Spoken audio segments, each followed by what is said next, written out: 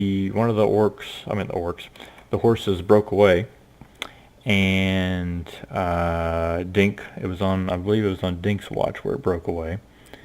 Yep. And then he was like, nope, not doing that. So he woke up Billy Bones, which is David's character, where he saw that the horse was being devoured by a very young copper dragon. And upon alerting the rest of the camp as he made it back, the dragon is now alerted to them. And that's where we're going to go. So everybody, roll initiative, except for Nelson. Yeah. So we're obviously running in the opposite direction. We're obviously going to try to get away, right? Here we go. Oh shit! I'm going to die. No. I've just rolled a natural 20 on my initiative. Oh, yep, yeah, it's over. This is the first die that I'm rolling tonight, and it's a 20. I usually don't do the whole superstition, Marco, but you're definitely going to die. All right. All right. So my initiative is 19. Okay. 14. 14. Okay. 21. 21 for Nate. Alright, someone's got a very strong air conditioner or something in the background. There we go. Thank you very much. Alright, so Miguel and David both have 14s. Okay, so... And Nate, you said you had a 21, right? Yep. Okay. Cool. Awesome sauce. Alright, let's get this show on the road. Let's get some cool battle music. Alright, boom. That's how we're starting. I figured you guys would be somewhere over here. So the dragon is pretty far away. He's like maybe, well, not very far, like 50 to 60 feet away. Campfire is around that area. The carriage is pulled right off the side of the road. Now, Nate, what would you like to do? I'm going to take off running towards the dragon, and when I get close enough up to him, I'm going to drop and kneel at his feet and say, "Young master, it's a pleasure to have you here." Oh my god. Okay, so you run up. Do a diplomacy check.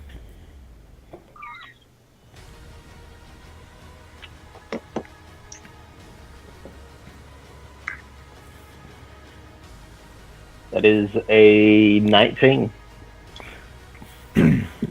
With a 19, you see the very young copper dragon's glowing red eyes that he have, and like when you get this close to him, you can see this haziness, like mystical energy coming from them as they kind of sparkle off the copper that's going around the brow. You see it kind of glimmer just a second.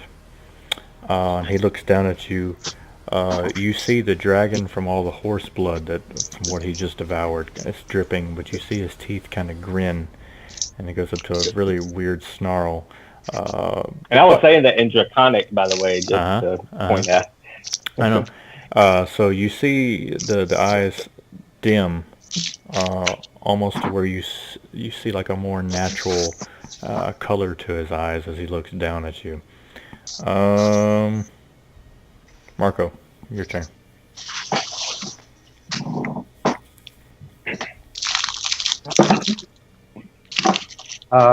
Can I have a couple of pieces of information before I start? Yes. What is the AC and HP of the bard and the monk? The bard? The bard's not even in the battle yet. Yeah. Okay, so that's fine. I will find it out. The monk, McGill.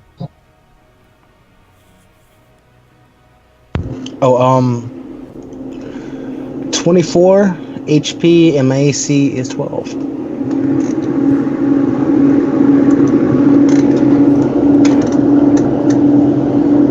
Nathan? Oh, Gonna have to mute again, Miguel. There we go. Thanks. All right. And who else did you want? Nathan?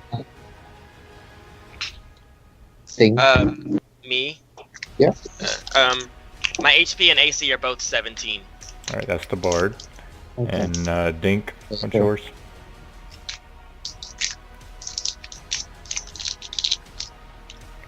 Nate, that's you. Currently, my AC is at 17 or 18, but my HP is at 6. But is that your maximum HP? My maximum is 11. Okay. Fine. Sorry, I will have to monitor these things to understand what I need to do in battle. So Of course. I'll come ask you. This is Billy Bones. He's the rogue. Rania, I never got her character sheet, so I don't know what it is, to be honest with you. They're not going to play at the moment, so No. No, I will. well, Bones is. David's here tonight. Yeah, but is it an NPC? No, Yeah, I'm here. David's right here. He's in the game. So who? This, okay, David's is playing, and then Akar, he is not here yet, so he's... Okay, then that's fine. Yeah. So it's McGill's character. Yeah, McGill's right here. He's this monk.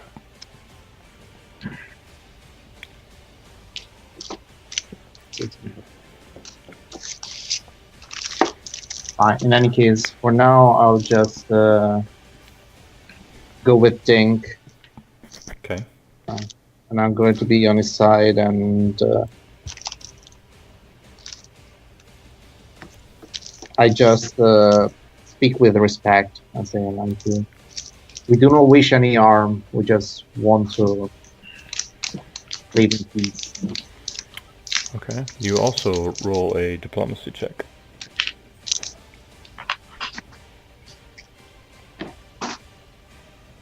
Uh, 17. 17.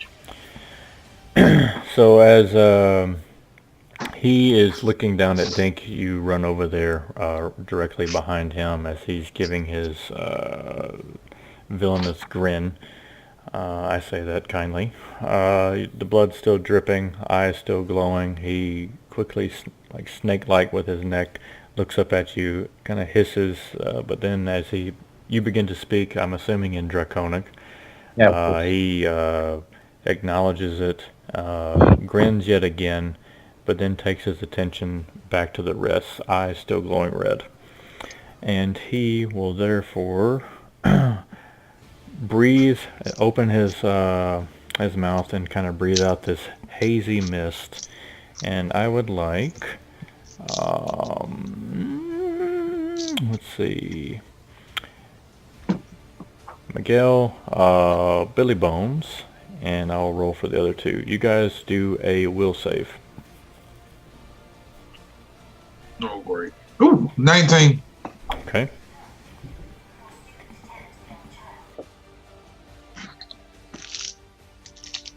$13. 15 for me. Alright, so Miguel, you have been affected by the slow gas that he has emanated. David, you're okay. But for the next... Actually, let me see how long. One second. That ain't right. For the next 2 rounds, you will have a -1 on your AC and reflex saves for just 2 rounds. Okay. No, that's Miguel, not you, David. Okay. No, you passed. All On right. my AC and what? AC and reflex saves. Gotcha.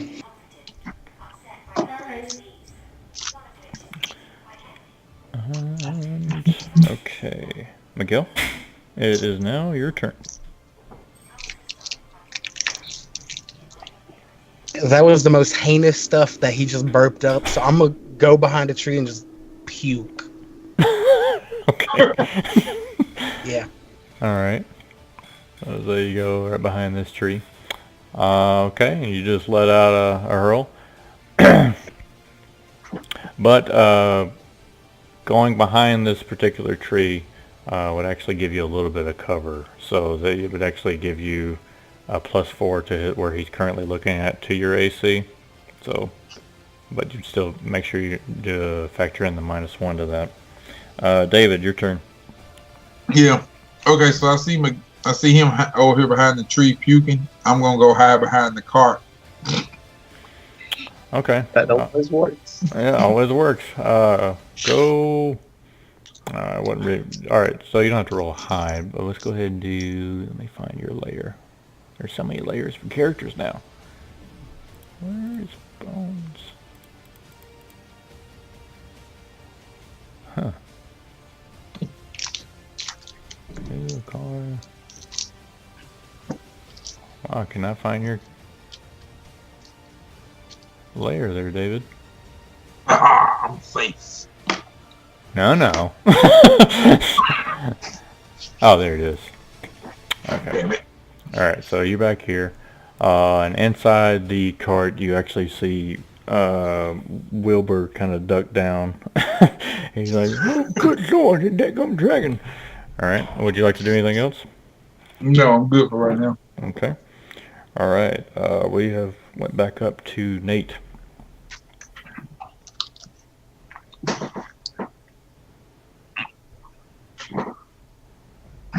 What can we help you with, young master?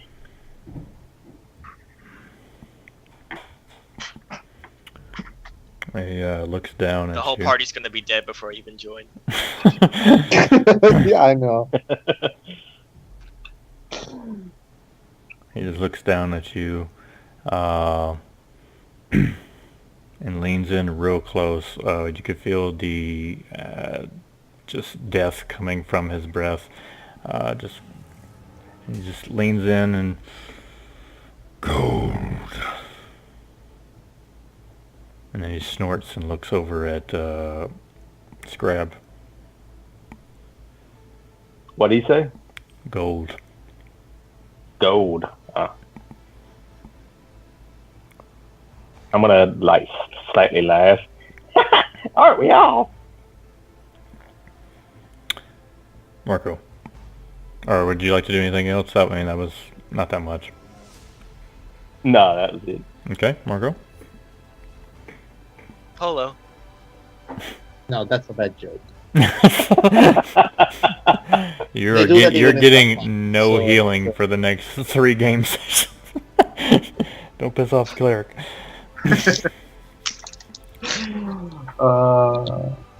Okay. I just say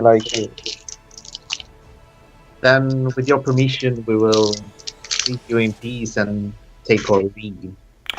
And I also, Marco, I will say, one thing I forgot to point out in the recap is they just got a lot of gold from that cave that you wouldn't have known about in game.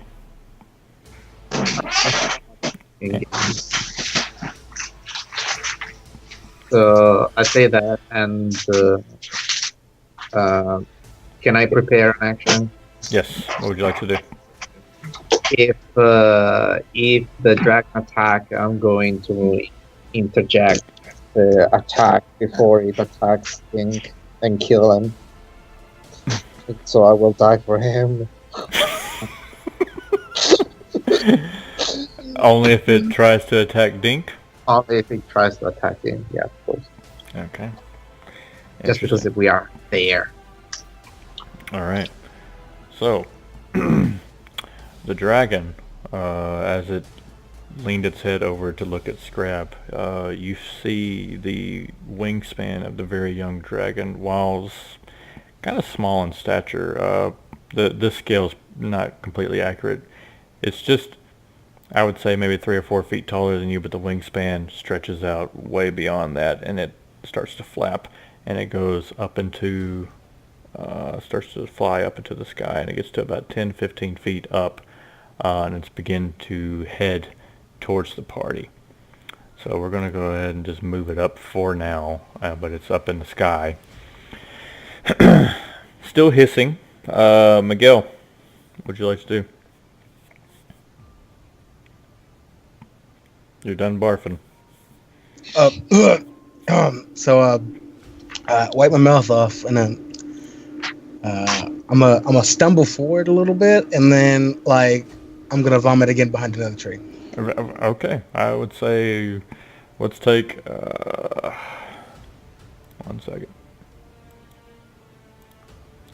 All right, so with that, I would say you're vomiting up quite a bit. Let's go ahead and take 5 hit points off. That's what I rolled. It's throwing up a lot. Fearful. Your stomach's getting to you. You don't know what Billy Bones done cooked. With that, Skunk meat. skunk. That's what it is. Bones. It's your attack. What would you like to do? Okay. Did we hear the dragon say go? I don't think you speak Draconic, so you heard him say something, but no, you didn't understand what it was. Okay. Well, in that case, I'm just gonna keep hiding behind the cart. Okay. All right, Dink, you have seen the young dragon fly up into the sky. He is, like I said, probably at this point about 20 feet above you. Do you want to do anything? Well, that's a nice trick. And I kind of look back at my tiny wing nubs. Get some inspiration. Scrap. And that Oh, I'm sorry. Did you want to do something? I want to make my way back to the cart because I assume that's where he's going. Okay. All right. Well, you would be able to make it all the way. You want to go all the way back? Yeah. Okay. All right. Cobalt feet. Marco, Dink is taking off towards the cart where you would know that the gold is. What do you want to do? Where I don't know, you saying? No, you do know the gold is. Ah, I thought that in game I didn't know it. No, you do. You do. Okay. All right. No. Yeah, when they looted that gold from the I didn't cave. mean to press that button. I'm sorry. Yeah, no worries. When they looted the gold from the cave, I mean, this would be the only way they would have been able to get it back, is in this carriage. So you would definitely know. Okay, yeah. I'm sorry, I misunderstood. Sorry. I'll go back and no.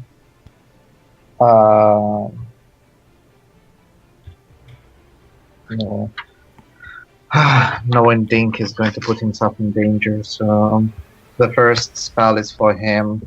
So I'm going back towards the cart, and I'm casting on Dink, shield on other. Okay. So Nathan, you have +1 to your AC and your saving throws, but mostly whatever damage you get half of the damage, the other half comes to me. Sweet. All right. Because I know it's going to be trouble. I know you.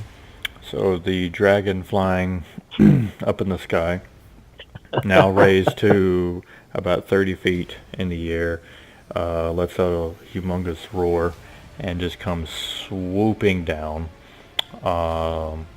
landing on top of the carriage, making the shake of the carriage, and all the gold coin, rubies, sapphires, everything all over the place. Wilbur inside is like, oh my freaking, he's like freaking out, and he is going to look down.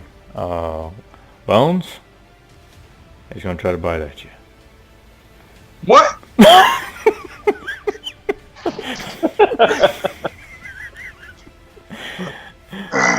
Can I crawl under the cart? In just a second. All right. Okay. Okay, so with that, I rolled a 20, not natural. Alright, but he's pretty small. Alright, so you going to take... Actually, not that bad. Not that bad. 1 sec. You take... So he lunges with his bite. The teeth kind of get you barely clipping your forearm as you kind of naturally bring it up to kind of, guard yourself from a blow. Kind of scratches your arm. You take 4 points of damage. Okay. And he kind of pulls back on the cart, still holding on to it. But he's pretty freaking heavy for this cart with all the gold and a damn little very young dragon sitting on top of it. And with that, we're going to go to Miguel. Sorry, how many HP does he have then now? Available? Bones, how much HP do you have now? With that 4 hits of damage, I have 7. So you have normally 11. 7 out of 11. What? What's your full HP usually, David? My full HP usually would be like 12, but I thought you said we weren't back up to full HP yet.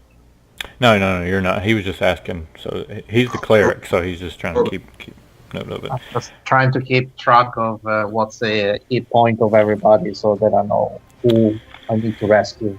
Okay. Okay. Miguel? All right, so I see him go and claw Bones? Bones, and I'm gonna go kick him in the neck.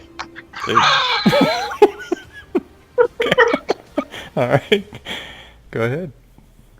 All right, 19. 19.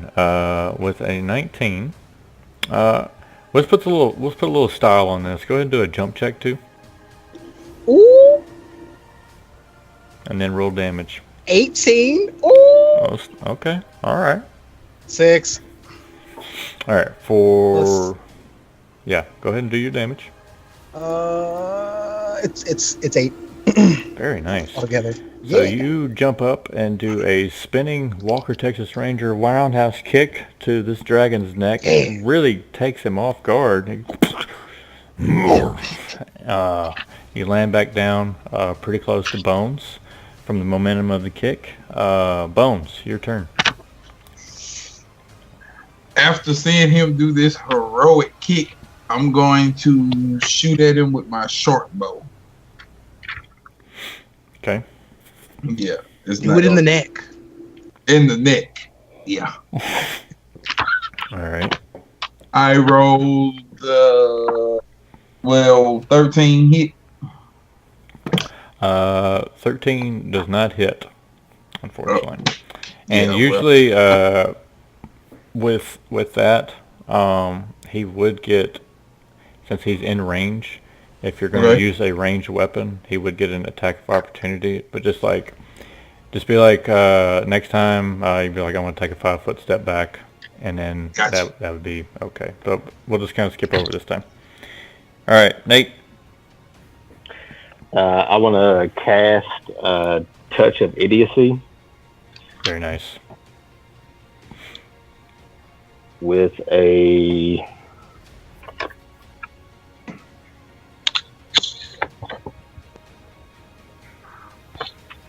that is a 14 to beat his touch AC. 14 to beat his touch AC. I do believe it does. Yes. And that's going to be 6 points of intelligence damage, 5 points of charisma, and 6 points of wisdom damage. Wait, what was the wisdom? It cut out a little bit. 6. Wisdom. Okay. 6 intel, 5 charisma, and 6 wisdom. Okay. Let me write that down. Marco, you go ahead and think about what you want to do while I do this math.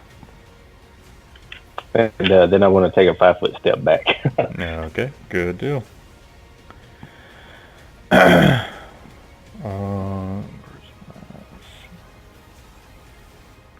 right, Marco, what do you want to do? It's going to be difficult even to move in there because we're probably within range. Oh yeah.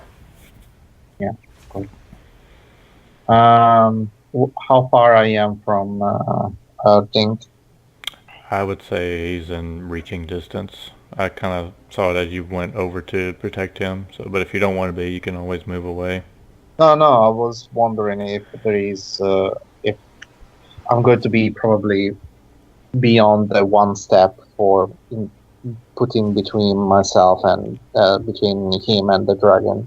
Myself between him and the dragon. I can't speak English. All right, so you want to be in between there. Because he did a step back as well. Yeah. All right, so we'll just remember that it's kind of hard to move it through the layers and stuff, but we'll just keep that in a mental note. All right. So the dragon, as you see the aura of energy go around the dragon Dink, knowing that it took effect, you also saw once again the red eyes go dim for just a second and the head wobble, but then they come back on possessed, like a mad rage, and he lets out another roar. And let's see. Do 1 second. Or two. No, this will be Marco actually. Do a Fortitude save, Marco. Fortitude? Yes, please. 15. All right. Okay, 42. Make sure I got this right. All right. So you see protrude out of the dragon's mouth this cone of acid as it comes down, spraying onto your water. Your armor. My mind's going. It's bubbling and boiling. You take 10 points of acid damage, but it does not have any additional effects other than that. It's not like from the fumes at all, so it just kind of like disperses as you kind of quickly like brush it off. But with that would be He halved my HP in one hit. That's breath weapon. McGill. I want to kick him in the neck. Okay. Do it, man. That was awesome last time.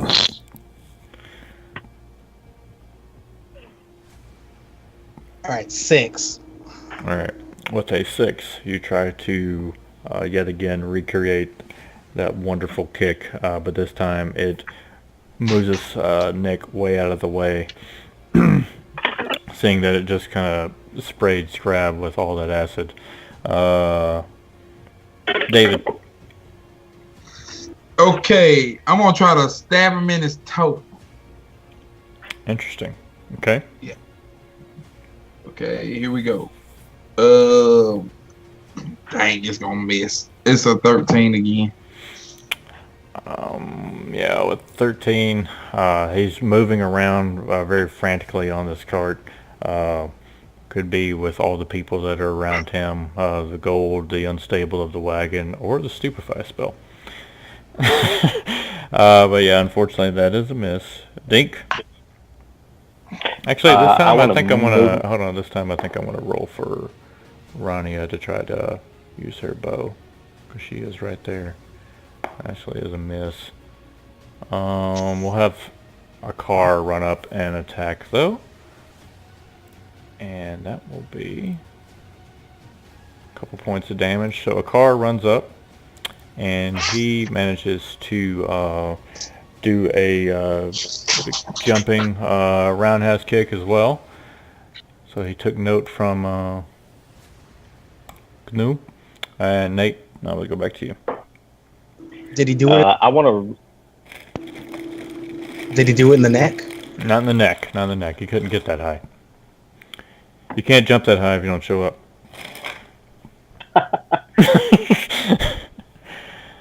All right, Dink. I want to run around to the back of the wagon and cast invisibility on the gold. And I'm going to say up to the dragon, "Young master, there's no gold here. Stop this madness." Interesting. Oh, well, what happened there? Okay. All right. So you move around the back side of Marco. Actually, let's see. Let me move you down because you're down here by old Bones. All right. Cast invisibility on the gold. It vanishes before Wilbur's eyes, who is freaked out by all this. The dragon do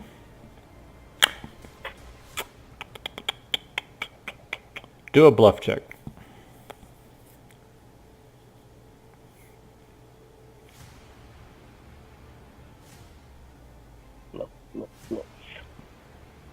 Here's my 14. To 14. You hear the dragon begin to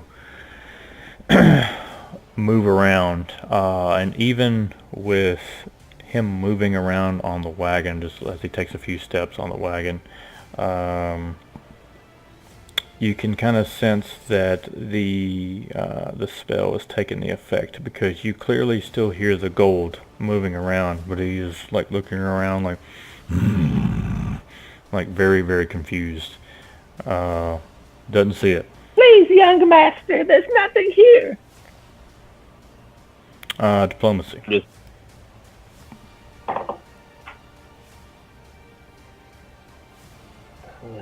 it's 13. All right. With a 13, you can see that he is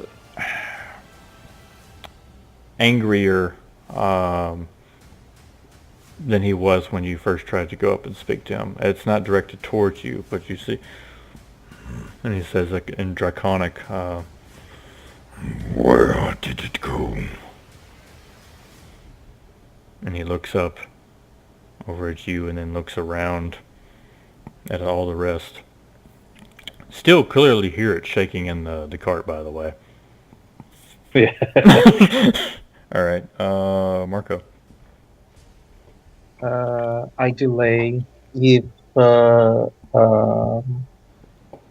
if he attacks, then if he keeps on attacking, then I will intervene. Otherwise, I don't do anything. Okay. All right, Mikhail. Can I, he's too big. Let's kick him again. Kick him again. Do it. 19? 19 is a hit. All right, don't worry about the jump. Roll your damage.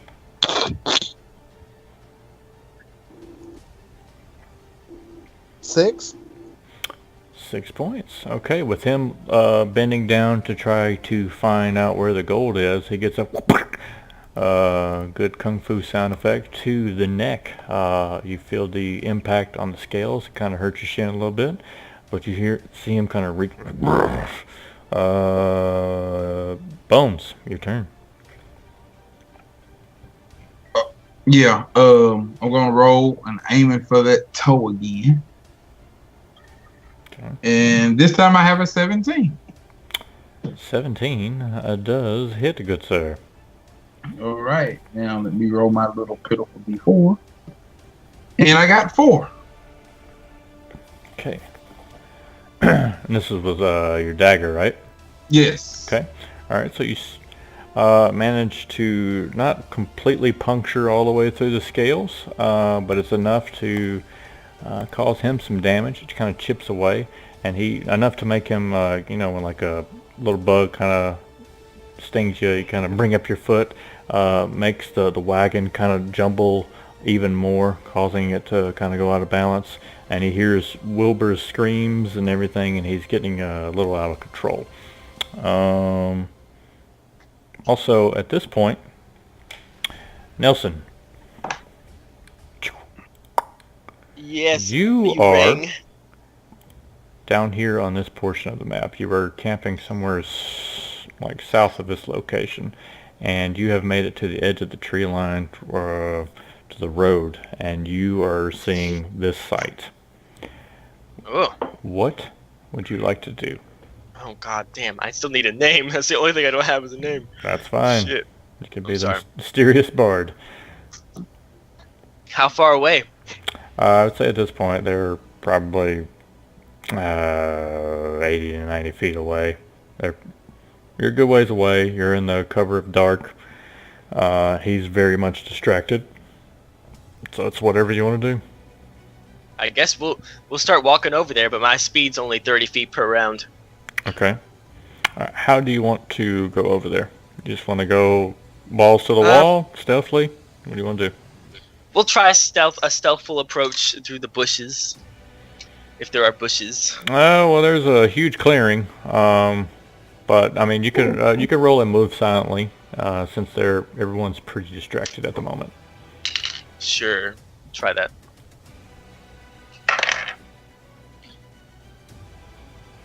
And 25. Holy balls. Okay. All right. So where exactly do you want to go? Straight up to him? Yeah, why not? Let's go for it. Okay. So you're just marching your way up there, and I say you get to. You would probably, stealthily, I would say you probably go to the tree line. Like, you go to this tree, and by the next move, you could get up there. All right, so you're watching and observing all this, and you can clearly make out, with the help of the campfire that's next to all this, the level of the situation. They're in a tight spot. All right, so Rania, at this point, which is just a character, she's going to roll. It's going to be a miss. And a miss from a car. Alright, so the monk and the other rogue attempt to fight the dragon to no avail. Dink, you have seen, after the stabbing of the toe and the kick to the neck, the very young dragon is going like haywire on this. Part of the carriage is beginning to rip apart from the weight of all this, and like his claw like mashing down on it. Kind of nearly missing Wilbur on a few of those. The gold's going, you think, all over the place. It's invisible at the moment. What would you like to do? Oh.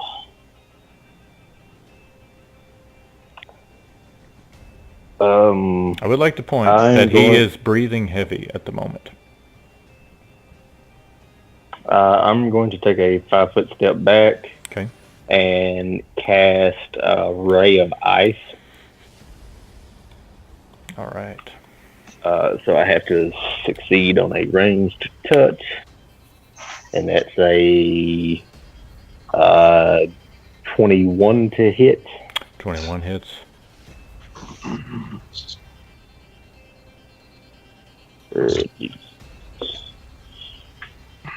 For 6 points of damage, and he has to make a reflex save or be frozen. Yeah. So it says that he has to succeed a reflex save or be frozen to the ground with his feet encased in ice. So I guess he'd be frozen to the cart. Okay, I got a 17 on reflex. Yeah, that beats.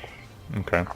So he manages to get cold, but maybe flaps the wings up just one time, enough to get off the cart for just a second or two, let that kind of calm down. But yeah, that kind of rocked him as you see these shards of ice shoot forward, causing him to like get taken off guard, and you guys feel the cold in the air. Marco. Shit. Is there so as a part of the movement, can I move in any way with a 5-foot step to be flanking him with anybody else's? Yeah, you can just move a little bit. Well, you probably technically already are with how bones and stuff is set up. If I'm already flanking it, then that's fine. It's just that just let the other person know that he has the +2. Yeah. Yeah, Wrong. that's partially my fault. Yeah, but yeah, so Bones and probably Miguel as well. You guys would have a +2 on your attack. Let's go around. Okay. And as part of my action, I attack defensively. Okay. So I get that my +2 to AC. And so because I get +2, -4, so it's -2. So I do only 13 my throw. 13 for the attack roll. Yep. All right. So yeah, you swing the mace, and it might have been right at the moment as he was casting the ice spell, where you just barely miss his claws as you were swinging at it. Unfortunately. With that, he comes back down and does a claw attack. Can I also say something as a Yes. free action? Yes, you can. I said, I got your gold! Fool! Mmm. To die now. Let's do a bluff against his sense motive.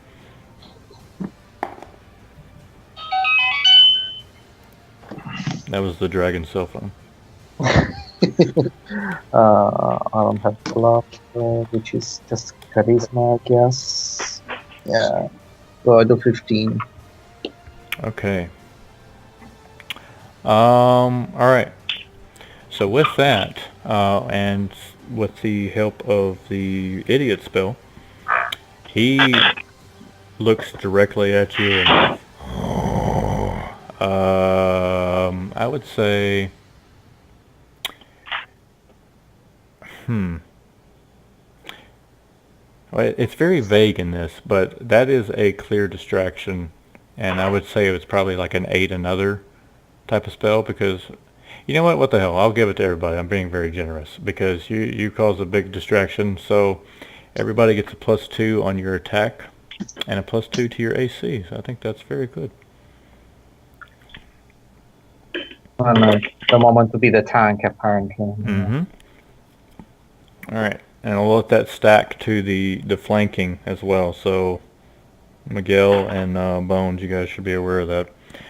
So he has turned his attention to you, Ren, and he is yet again going to open his mouth and some acid at you, and do another fortitude save, please, good sir. 20 natural Look at you. All right. for once. All right. Okay. So yet again, it hits almost in the same spot of the armor, bubbling and boiling. It does 9 damage, almost going through the complete armor of your chest. But I'm at 0. I'm in capacity. I'm still up. I'm not next still to- up. Yep.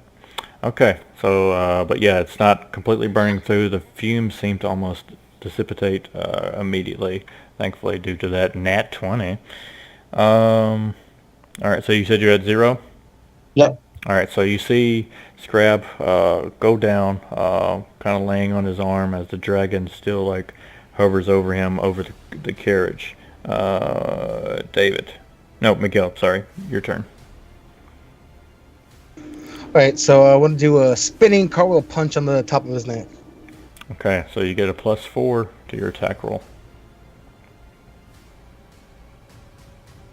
So that's alright. Got a 15. 15, unfortunately, does not hit. Okay. Barely misses. Bones.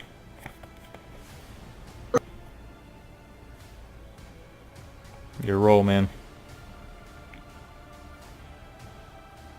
David? Did we lose David?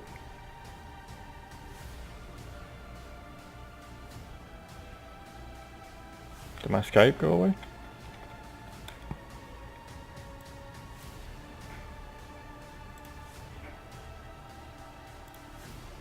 Fine.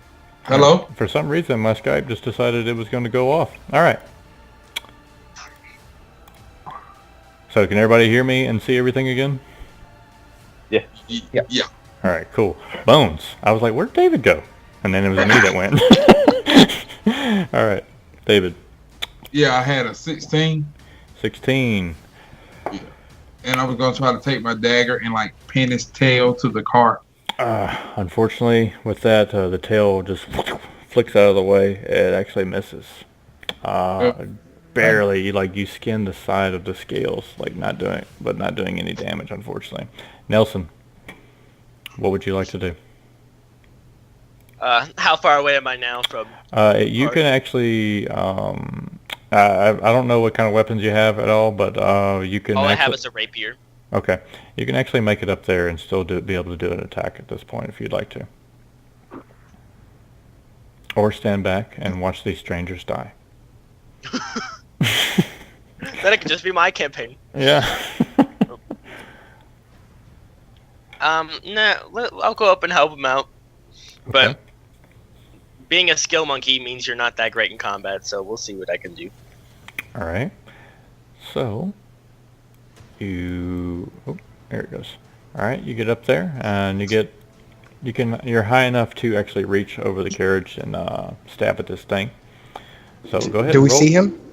Yeah, you see this guy running out of nowhere. And What's up? if you'd like to describe yourself, now would be the opportunity. Just about 5'8", 21, 20 to like 25-ish age looking.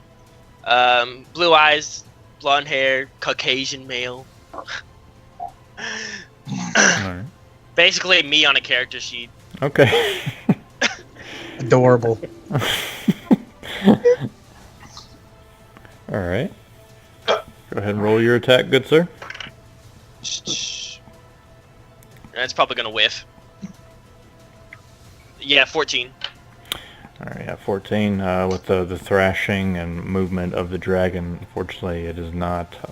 It just barely misses the dragon. You guys are getting close. All right, so I'm gonna have Rania shoot. I am not rolling well for Jess tonight. But a car manages to go up, do a jumping kick, not in the neck, for a couple points of damage. Not bad. Like I said, the dragon's breathing after these barrage of punches, kicks, stabs to the toes, is breathing pretty heavy. He's just looking out. He's looking pretty hysterical. Dink. I'm going to draw my crossbow and fire at him. Okay.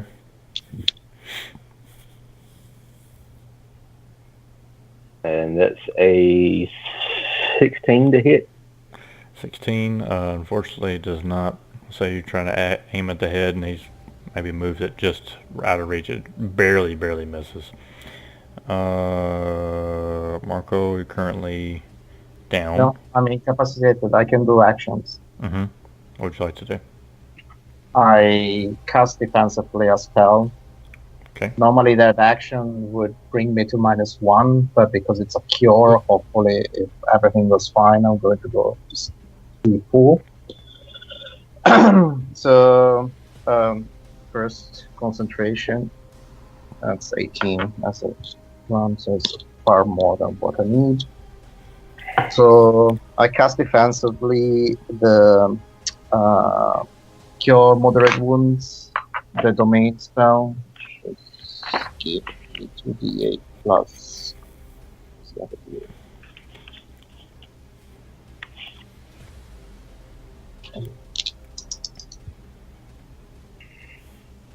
Yeah, so I get 13 plus 3, 16 HP, Very nice. and I use my movement to stand up. Okay. All right. So you begin standing up. The dragon will try to whip his tail and hit, and since he's facing currently in your direction, Marco, he's going to hit his tail and try to... Bones, you ready? Okay, I'm ready. All right. For that'll be 21 to hit. And you take 5 points of damage from the smack of the tail. Feel the caves kind of, the scales kind of going into your cheek, feeling all nice. The dragon is, like I said, he's just going crazy and slashing, thrashing all over the place, letting out occasional roars. Miguel, your turn.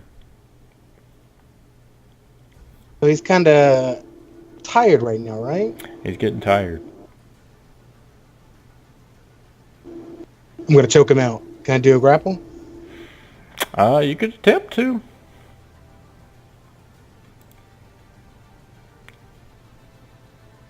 Let's do it. All right. Do your thing, man. Natural 20. Natural 20. Natural. Okay. I'll say that you jump up, like stepping off the carriage, and reach around this very young dragon. It doesn't have the thickest neck in the world, and you try to get him in a rear neck choke as you're holding on the back of this thing. So with that, is there anything that you'd like to do now that you've got him grappled? I'm not going to make you do it through all the other steps that you got in that 20. And you have improved grapple anyway, right? Yeah, it's improved, so it'd be 24, but it's natural 20. So Yeah, I can roll. I can't. He doesn't beat that anyway. This is okay. very young So grapple. Very young dragon does not have a very high grapple. All right, well, he's a little confused. I'm gonna punch him in the head. punch with a free hand. Yeah. Yeah. Okay. Yeah. Just all right. 6. So nothing. Even with the 6 and the touch, I believe you do off the touch AC. Yeah, that like with everything going around, I would say like as you reach back to try to punch, since he's thrashing about, you don't really want to let go, so you pull the hand back real tight just so you stay like on him. But you could say that it's making him pretty uncomfortable. Bones.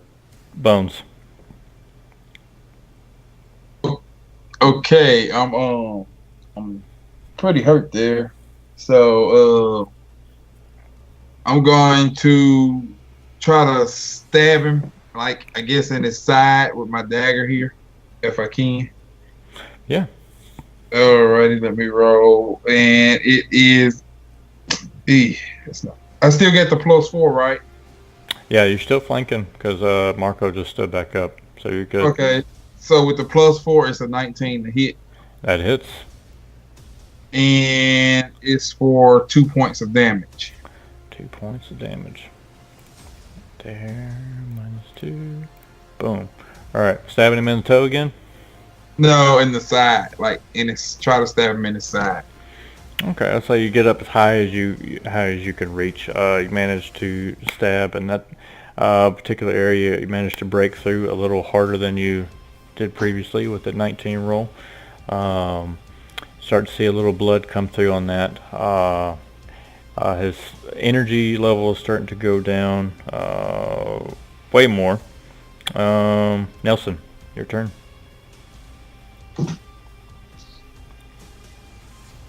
All right. I'm going to.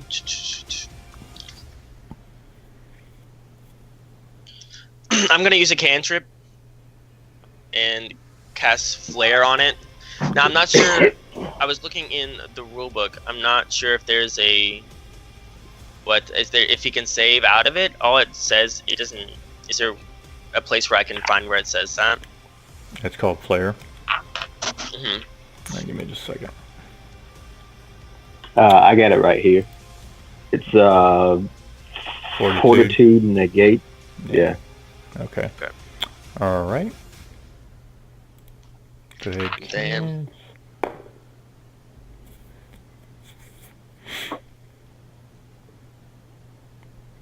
All right. I got a 24 for the Fortitude save. Yeah, that saves. All right. So you cast, and this bright light begins to burst right in front of him. I'm assuming it's kind of to dazzle him, right? Yes, it's just Yeah. it's a dazzle for a -1 on Gotcha. attack rolls. But as it begins to burst, being that he's grappled, he's trying to throw Canoe off of him. So he misses the dazzling or dancing lights. Well, with that, I'll roll for Rania. Rania gets a shot in finally for a few points of damage. Okay. A car misses. Dink. Alright, so when the dragon turns its head around from the flare, I'm going to draw my club and throw it at his head Okay. with a crit threat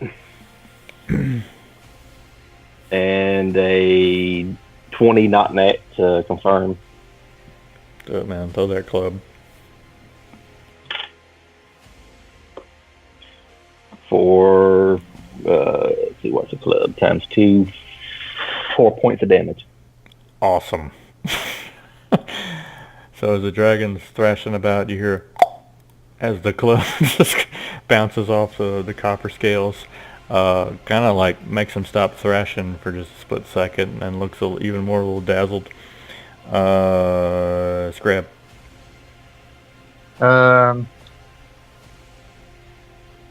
I just keep on saying like, "Come and get it, you little lizard." Which is, it's not racist if I say that, is it?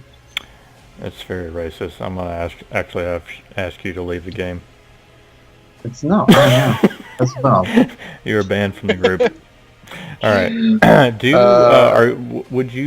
Is your objective here to distract or intimidate? No, keeping his attention on me. That's fine. Okay. All right.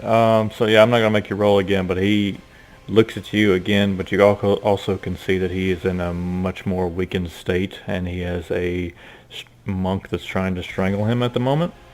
So with that, he is going to stretch out his wings.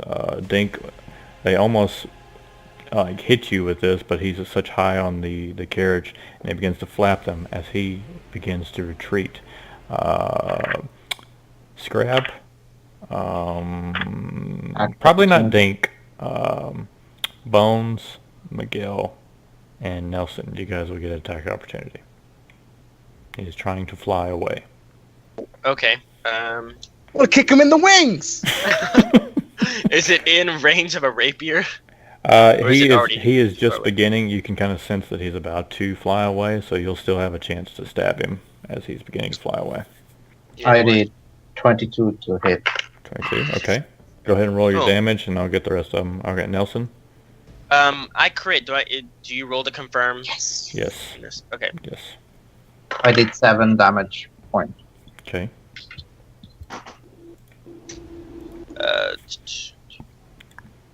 A 14 does not confirm, I'm assuming. No. Still hit, right? It still hits. Go ahead and roll your damage. Okay, I had a 20, but it's not natural. Okay, go ahead and roll your damage. Okay. 9 damage. Very nice. I had 6 damage. I rolled a 6 on my d6. You had 6 damage. Miguel? Rolled a 17. And 17 hits. 3 damage. All right. So you're punching all these stabs and slashes with the mace. Yeah, kicking and mace hitting. He is looking rough. He lets out a humongous roar, but he still is going to fly on up pretty high as he's trying to get away. And I would say he gets 40 feet in. He's up in the air, straight. Miguel, you're still on it. 40 feet. Yeah.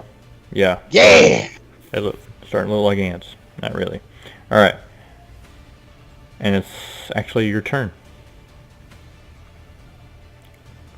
Wait, my turn? Your turn. Mm-hmm. I can see someone up here. I want to kick him in the face. Can I? I guess I can't. I guess I can't pull him out of the air. Can I like?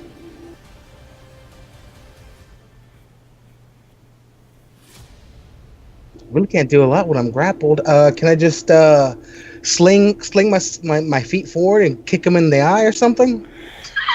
Well, with the momentum of going up, I would say that he's probably flying pretty fast. You could, Oh. you could try. Because he's going straight up. Okay, no. I just want to finish. I just want to choke him out some more. Like just. I would say there's probably enough like horns and stuff there that you could probably use a free hand to really punch him, choking. Let's just do like a general strength check, maybe if you wanted to try to choke a dragon. Yeah. Let's do it. Kinky. I mean, I technically did drown a dragon once. So. Yeah, you did. All right. I got 14. All right, so it's 14. You're trying to get you're getting your hooks in with your feet. You're doing some jiu-jitsu on this guy, trying to really wrap your arms around and squeeze. And you, as the dragon is flying straight up, you can, as it's rolling, you hear, you kind of hear like a choke on spit a little bit. So you know it's working. But he's still flying up. Bones. It's flying away. I want to look up at the dragon, and I want. You're not recording this, or it's not going to YouTube, right? It's recording, but it's not live streaming right now. Oh, okay. Well, then I can't cuss, right? No, you can cuss. Oh, okay. Well, I want to look up at the dragon, and I want to go. I'm still alive, motherfucker. Okay. That's it. All right. Rated G. Okay. Nelson, the dragon is flying away. You have your rapier. I don't think it'll reach this time. Is there anything else you want to do? How high up in the air is it? It's 40 feet currently. I was gonna try to flare it to see if I could like blind it and see if it'll fall, but it's too far away. Okay. So, I'm not sure if there's anything I can do. I mean, you could try a spell if you have any spells that reach. I don't. They're all real close spells. Okay. I guess you could sing them all a song. Yeah. Why not? Yeah. I cast the summon instrument, summon a lute, and just start playing. Okay. A tale of our victory. Okay. Rania and our car can't really do anything. Rania shoots, misses. Dink, it's back up to you.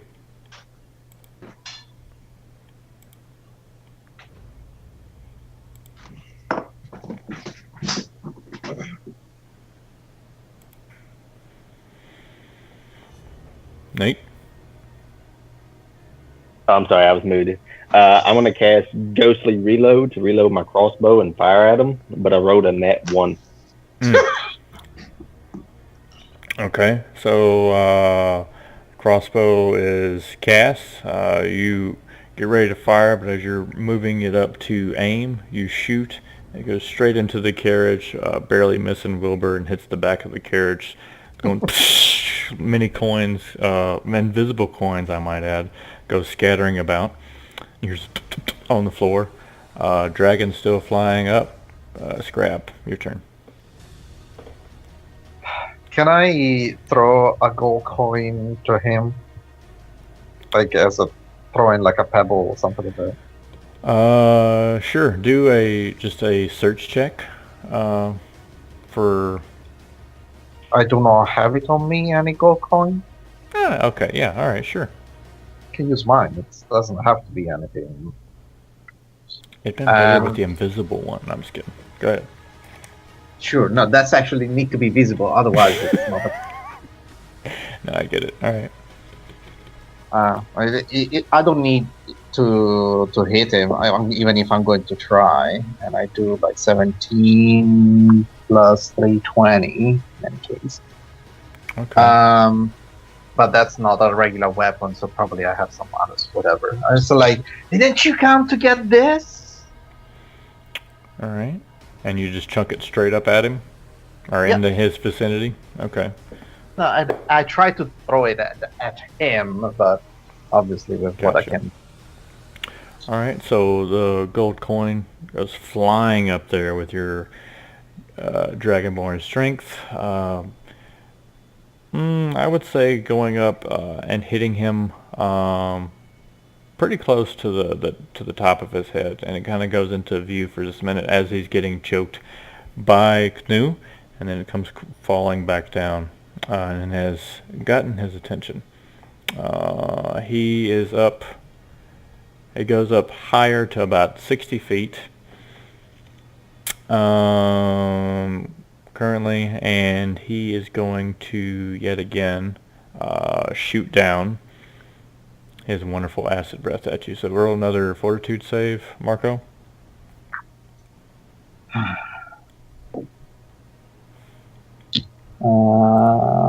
22.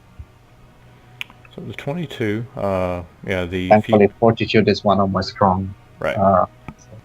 So the fumes and stuff, the acid do no additional damage or anything like that. But you take another 10 points of acid damage. And at this point, the acid breath of this dragon is jacked up your armor quite a bit. Nothing seriously that would affect your AC at the moment, but it's just to note that. There. Yeah. So, yeah, he is still staying as he continues to flap his wings in the air at around 60 feet in the air. Still in a weakened shape. You can hear his breath. Miguel, you're on the dragon. What do you want to do?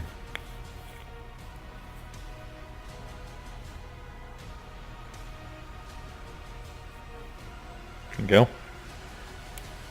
Yes, I'm trying to. I'm a deep thought. It just seems like he's got a limited supply of oxygen in those lungs. Don't we all? All right, countdown. 5, right, 4, there we go. Another choke check. Okay, strength. Yeah. Do it.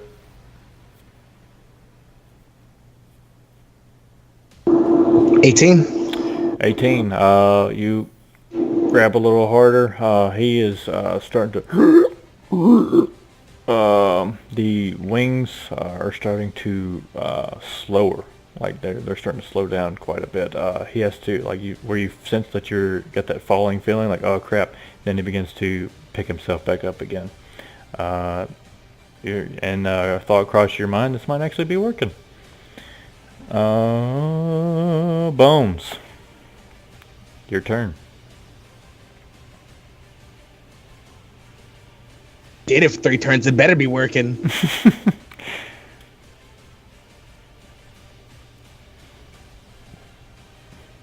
Oh, I got so excited I hit the mute button. Nat 20. Oh, what are you trying to do? I was shooting at him with my short bow. Okay. Nat 20. Roll to confirm. And it's going to be 7 points of damage. You shoot your short bow up as you see the arrow. Canoe, from your perspective, you see this arrow lodged under the weak point of the dragon's chin. It goes through his chin, up through the root of his mouth, and comes out one of his eyes. As you see the other eye just look straight up in the back of its head, you're like, oh crap, I'm about to fall. I'd like everybody to make a reflex check. Holy shit, that's actually my bad roll. I got an 11. Okay. 14. All right. We got a You 14, want to know how much? 14 for Nelson, 8 from David. What did you get, Nate? Oh, actually, it's a 13. I forgot about the +2 from the spell. Okay. It's +1. But Oh, +1, so 12. 12 from Nate. All right. Miguel, what did you get on your reflex? 15. Okay. Oh, +1, 16. 16. All right. Nelson, you said you had a 14, correct? and I had a 4. All But if right. everybody's adding +1 to their things for some reason, I No, have no, it's only for Nathan. Oh, It's a okay, cool. spell that I casted on him specifically. All right. I bet It also 15. means that if he get the damage now, I get mine plus half of his. Mm-hmm. Okay. Cool. All right. So this now limp-bodied dragon begins to fall 60 feet, dead weight, down. And as it begins to fall, Miguel, you sense that it's dead. And as it gets closer to the ground, you manage to jump off with your 15 and do a tumble check.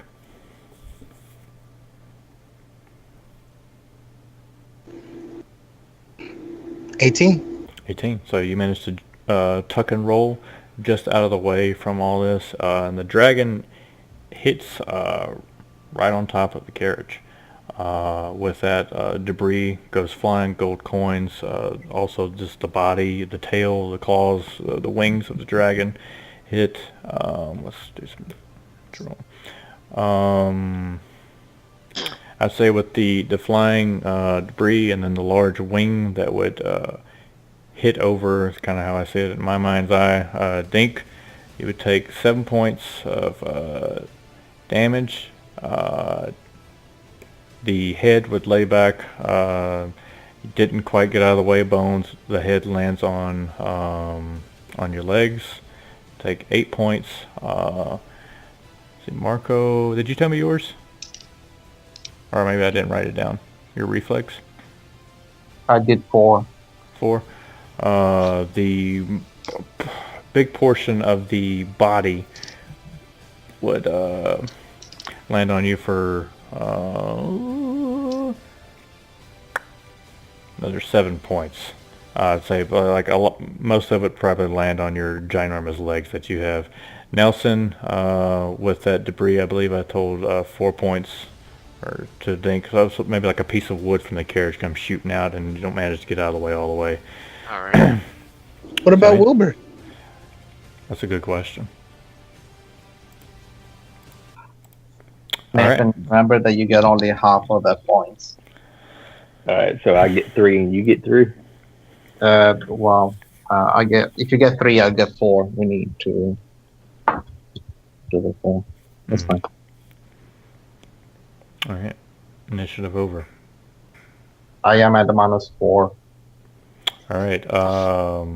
Scrab is currently not doing so well. She is I'm unconscious. at -6. All right. Also not doing so well. So currently, Canoe, Nelson, and Dink. Okay. Well, all right. My name, I have it. Why not? Okay. My name is Shaco. It's a League of Legends character who's a bard type of character. Shaco. We'll go with Okay. that. Shaco. Okay. All right. So Shaco. Shaco, you're up. You got hit with only a debris of wood. All these strangers, some of them unconscious, bleeding out. There's some severe wounds. Dink and Canoe, what do you guys want to do? I gosh. want to go over to the cleric and try to revive him. How you gonna do it? I don't know. I don't have heal as a class skill, so I have a Cure Light Wounds spell. Okay. Well, I mean, we you wanna do can that. you can totally go over there and offer your services.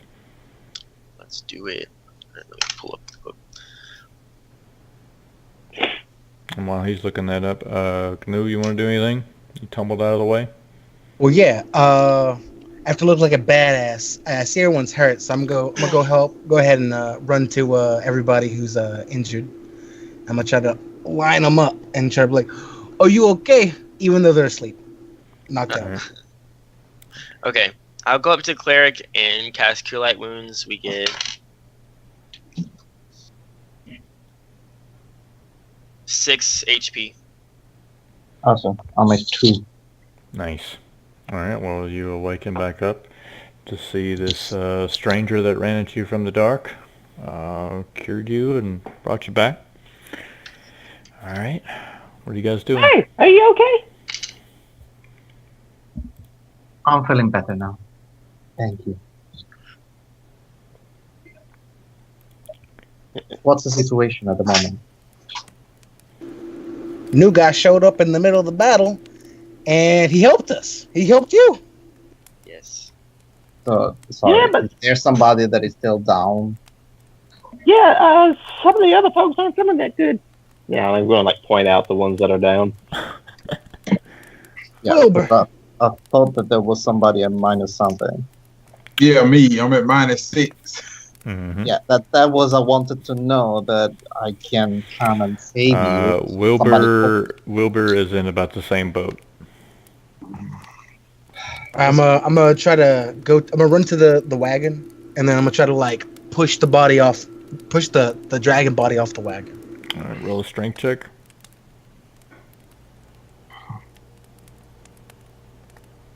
Rolling hot, 19. 19. With a 19, you don't push it completely off, but you push it out of the way enough to actually find Wilbur under there. You could tell that it looked like it broke probably his left leg during the impact of the fall, and maybe done some serious damage to his arm. But he is under there. He is still alive, but he's in terrible shape. Okay, so I'm gonna go ahead and grab Bones and Wilbur. I'm gonna drag him over to Shotgun. Can you help my friends? I could try. I'm not a medical professional. I just know some slight healing magic. We could give it a shot. Yes, anything. Thank you. Thank you. I rolled a 1. All right. I'm in a chicken face. It's gonna. So the cure light wounds is only going to heal for 4 HP. Then. Okay. But it's also stabilizing. Yeah, it's stabilized. I only have 1 more. Not Alright. only cures, but it stops the bleeding, so they Mhm. don't get it. Yeah, they don't get any worse. All right, so good job. You're like, yeah, they're still pretty messed up. And I go to the other person then. And my cure is I cast my domain one, which does 8 points. Okay. And you're doing that to David Bones? The other one that didn't just receive. I didn't understand who received the cure now. Yeah, who are you doing that to, Nelson? Were you doing it to Wilbur, or were you doing that That to... was for Wilbur. That was for The Wilbur. guy that he dragged over to my feet. Okay. Okay. I think so I have yeah. the All other one. So David, you get back 8 HP, so that should put you back to at least being conscious, right? That puts me at 0. You said I get back 8? Yeah. Okay. Okay. Yeah, that puts me back to 2. So yeah, I'm conscious again. All right. Okay. Conscious again. So Wilbur, the NPC, is stable, but he's still in a pretty rough spot. So yeah, out of initiative, obviously. We got a dead... I convert my blast spell into a cure light wound for Wilbur as well, Okay. and I cure him 12 points. Okay, so he is back, fully conscious. You see, also this seems to do a great number on the wounds that are on his arm. His leg still looks like it's in rough shape, but being brought back, he's still in a lot of pain.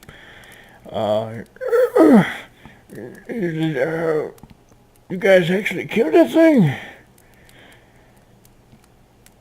Yeah, it was on me. Unfortunately, I'm like climbed up on the dragon, like crying.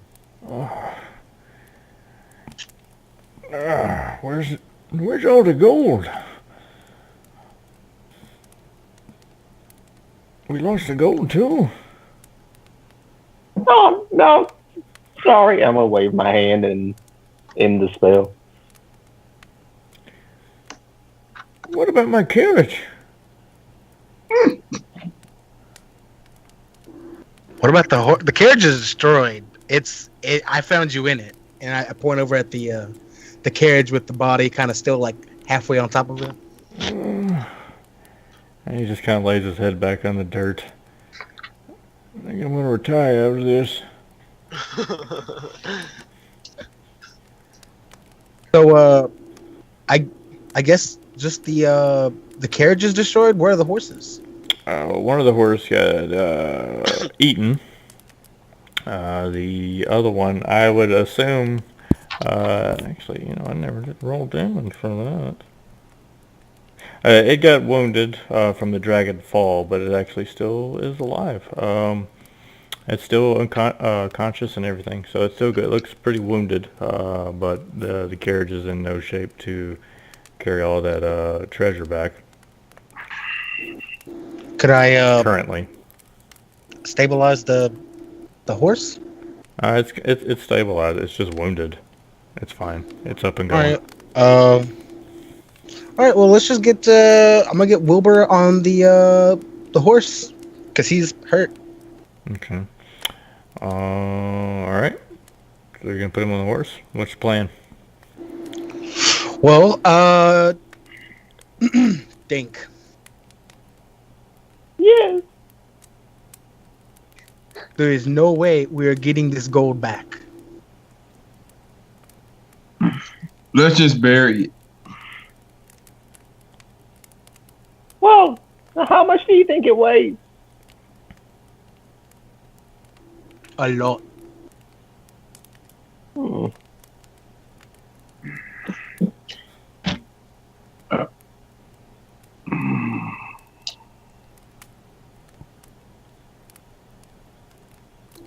Can I guess it really crushed everything in the wagon, right? Mm-hmm. What about, is there any way we could make like a small box with the leftover planks, or is it just ridiculous, can't do anything with it? Yeah, I'd say there's enough scraps for a good enough crafting check, and it would take some time. With enough, all the materials would probably be there for you to do that if you wanted to. And it's also. Who's Sorry. Oh, sorry. No, I was just going to say, point out that it actually is in the middle of the night, because this encounter started at about 1 or 2 in the morning. Whose armor got screwed up? Heard somebody say. Mine. I could cast mending on it, fix it up. I just remembered that. I'm not That sure if counts for if mending. it affects the full armor. That's up to the. I'm looking up the spell right now. I don't think that would. Try. Let's see. For this type of damage that it did to the armor, I would probably say no at the moment, because he got hit with 3 big acid breaths straight to the chest. Yeah, so. I thought I'd give it a shot. Yeah, no, that was a good idea. It's appreciated. Mm-hmm. All right. Master 3. Well, you kept distracting it. You did How long good. is it till morning? Like I said, it's probably about 2 in the morning now. Can we just get some of the wood and when they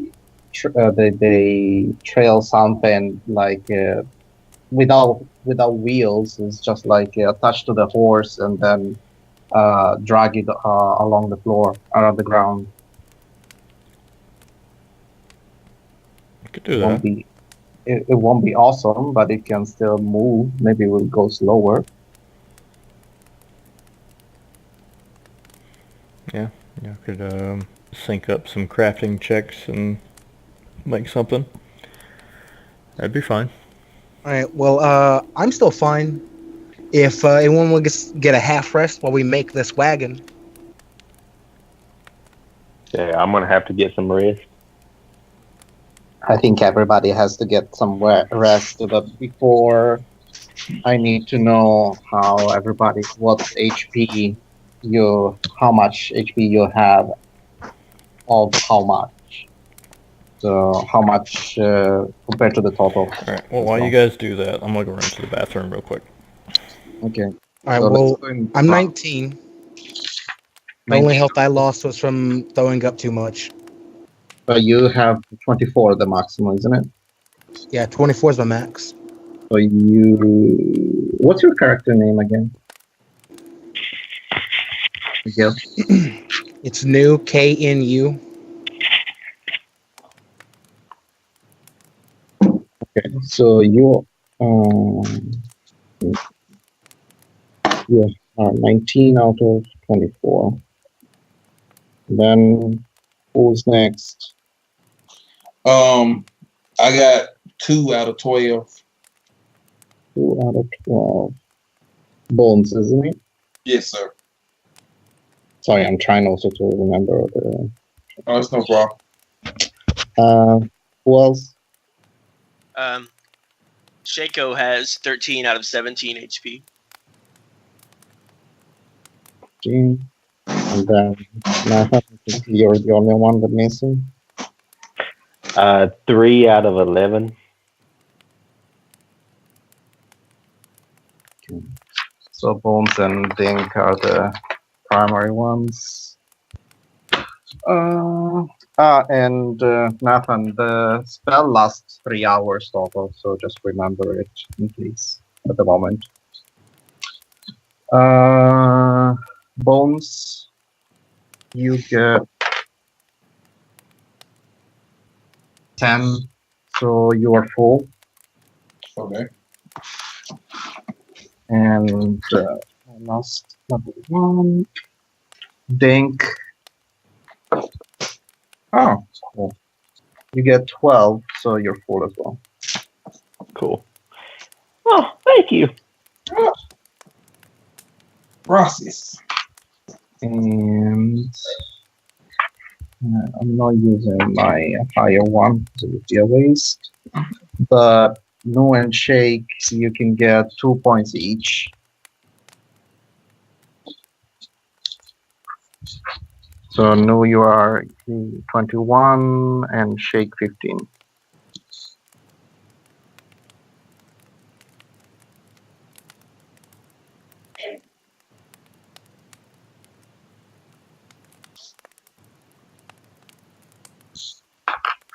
I should cast the other one on myself. So my 2.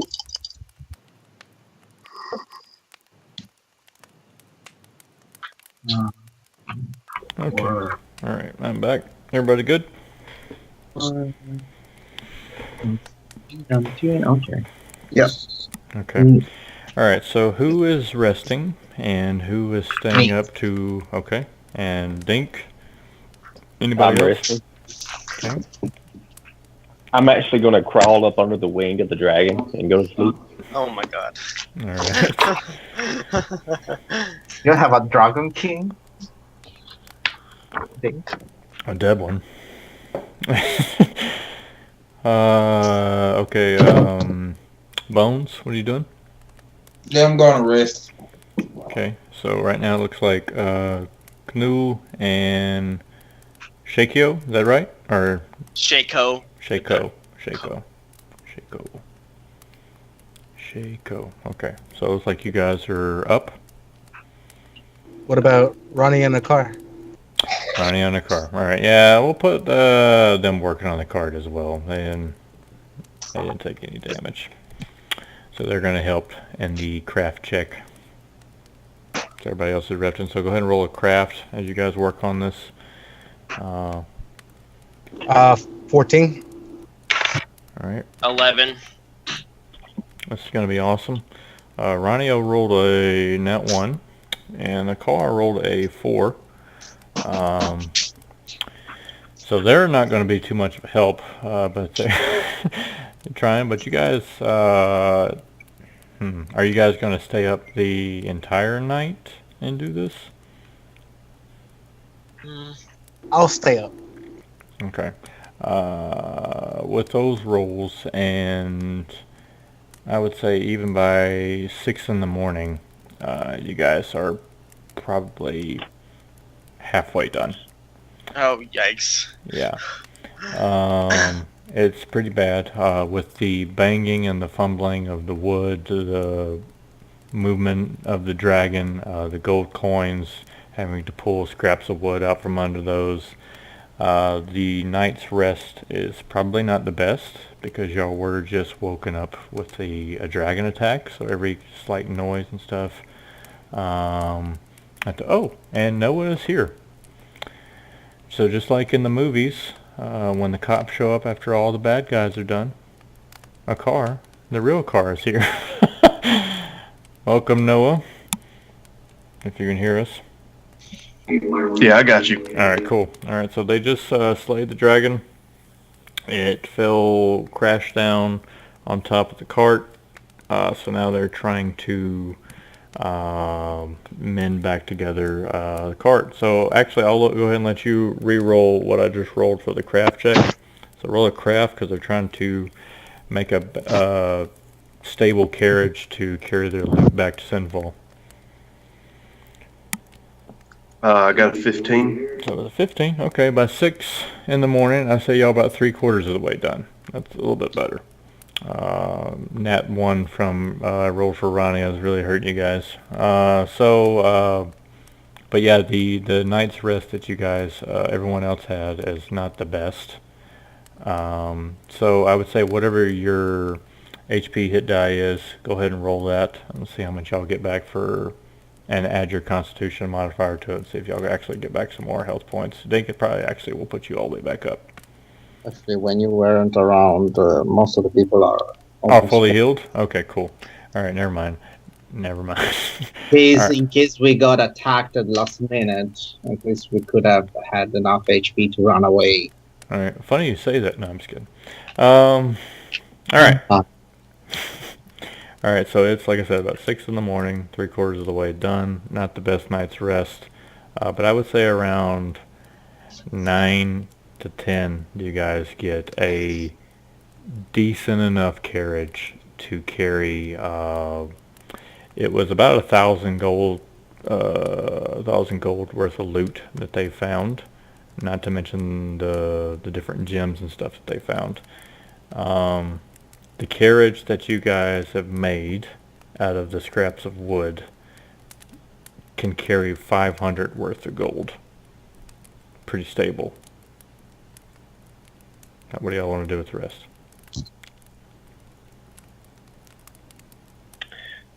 And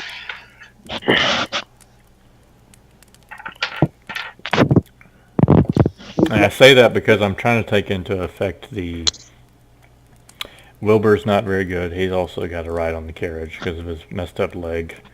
And unless you guys just want to walk, the carriage is probably going to slow up the pace, so it might actually even push this to 4 days back. Can he ride the horse? He's the driver. You can ride the horse. Yeah, I mean, yeah. Okay. It's like a small carriage, little 2-wheel carriage, because we lost, two of the other wheels, All right. Put it on the horse, throw Wilbur on there, he's it's a broken leg, he's riding, it's okay, We got a little extra, packing a little more gold, Yeah,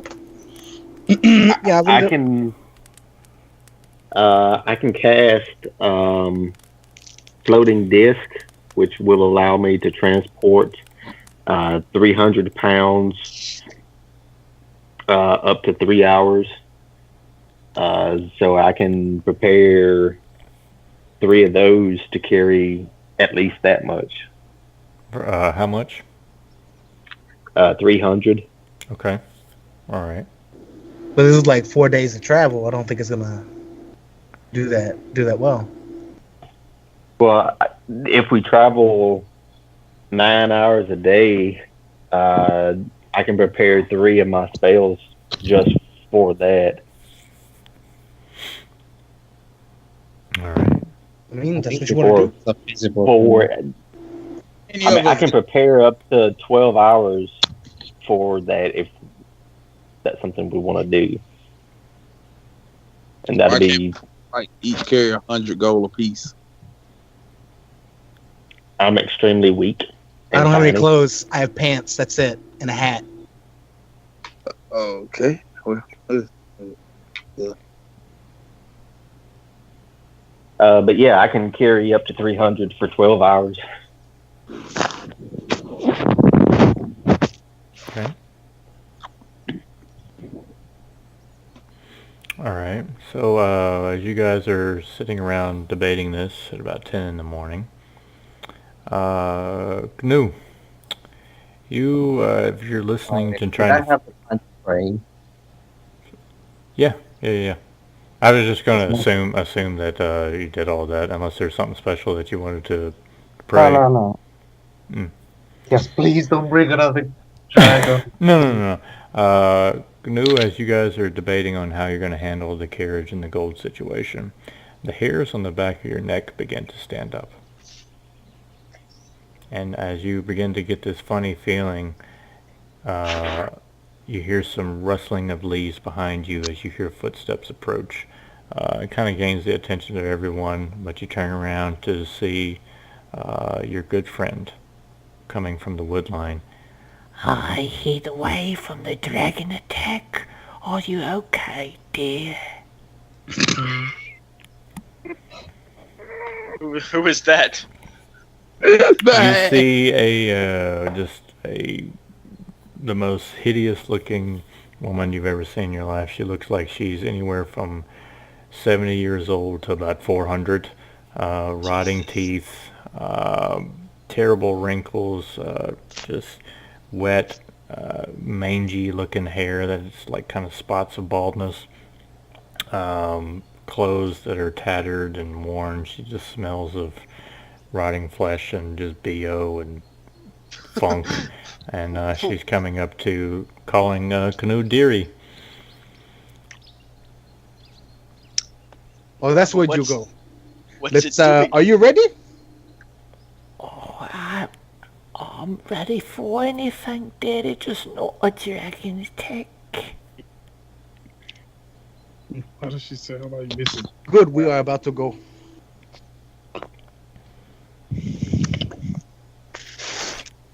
She goes over and begins looking at the remainder of the gold as Dink, you probably prepare to cast your spell. And I can help you with the rest if you want to, little one. Well, that'd be great. she just pats you on the head, and like some slime just kind of runs down the side of your head. Gross.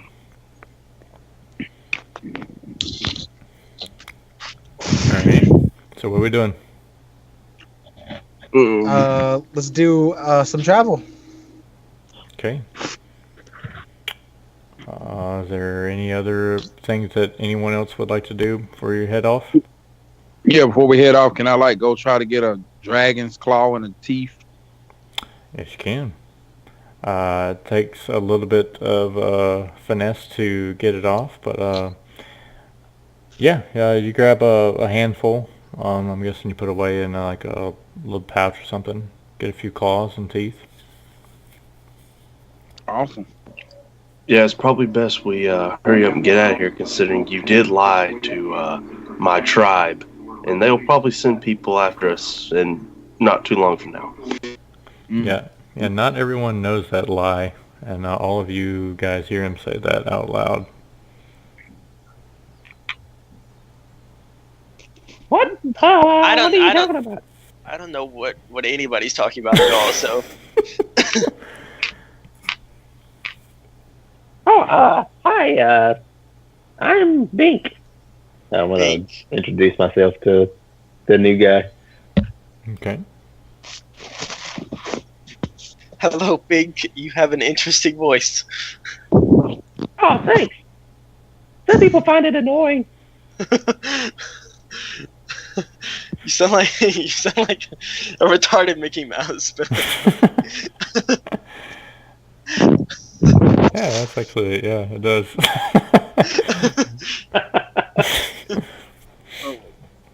I'm gonna turn and walk off. That's a good response. All right. Yeah, Noah, we got a new guy, Nelson, who's playing Shaco the Bard. Yeet. Oh, what's your character's name again? I don't think I played it this time. You asking me? No, yeah. It's Shaco. No, You talking about Noah? yeah, I was asking. Oh, Noah. Sorry, I couldn't hear you. Oh, my character's a car. He's a half-orc monk. What kind of car is he? All right. And what's your HP max? A car. Noah. 26. Okay. Hey, I'm getting ready. No, I won't need it anymore until we level up. Nice. All right. Okay. Does anybody else want to actually meet the new guy before the stranger just walks with you guys in the woods for days? I wanted to Shaco, if that I didn't get it right when I heard you saying. Wanted to Yes. thank you for helping me out. No problem. I was traveling alone to the city, and I saw you needed help, and traveling's always more fun with friends. Even travels are also more often with friends, but it's a funny group, this one. Nice to meet you. Thank you again. Yeah, no problem. I'll go up and introduce myself. Okay. Bones. People call me that for short. My name is Billy, though. Really? Nice to meet you. Shaco. All right, Shaco. Bones. How'd you get a last name like that? Long story. Maybe I'll tell it to you one day. Alright, I'll count on it. All right. And then I guess I'm the last in line, so I'm walk behind as I am new. And thanks for helping my friends. And this is my other friend. We do not know her name, but she is my new friend. So you are my new friend. Okay. Do you? I could. What's the story with your haggard friend? We're lovers.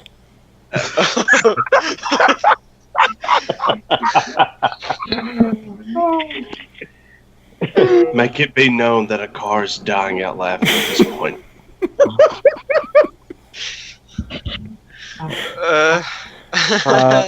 Long story.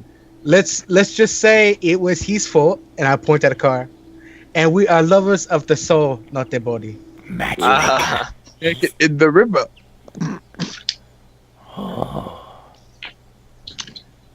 So she just follows you around. She is my friend, yes.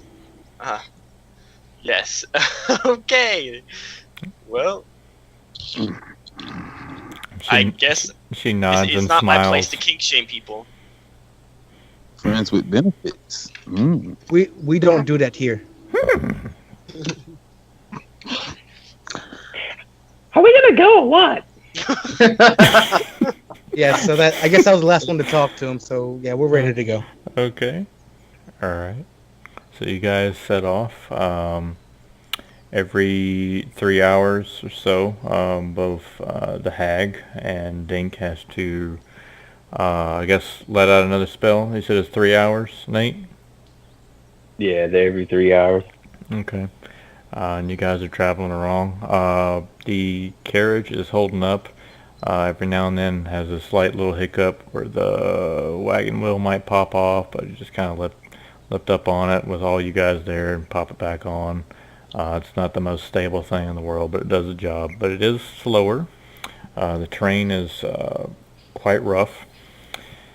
Still with all the movement going to and fro on this road all those years. The rain that was from a few days ago is not making it any better. But after that whole dragon battle, the first day kind of goes by pretty fast. Everybody walking, other than Wilbur with his hurt leg. So at the end of the day, I would say around 7, 8 p.m., you guys are just pretty exhausted. And Wilbur says it's about time to set up camp. So tell me who's doing what. I'll make the fire. Okay. Put it away from a comfortable spot, because she needs to be in a comfortable spot away from the fire. All right. Roll a survival, Dink, to do the fire. I'm gonna cast combust. Okay. All right. Easy peasy then. All right. So he has made fire. Anybody else want to do anything? I'll go see if I can scavenge up some food. Okay. How are you going to do that? What do you want to do? I guess I'll go and try to hunt. All right. Let's roll a... I still have rations. How much do you have?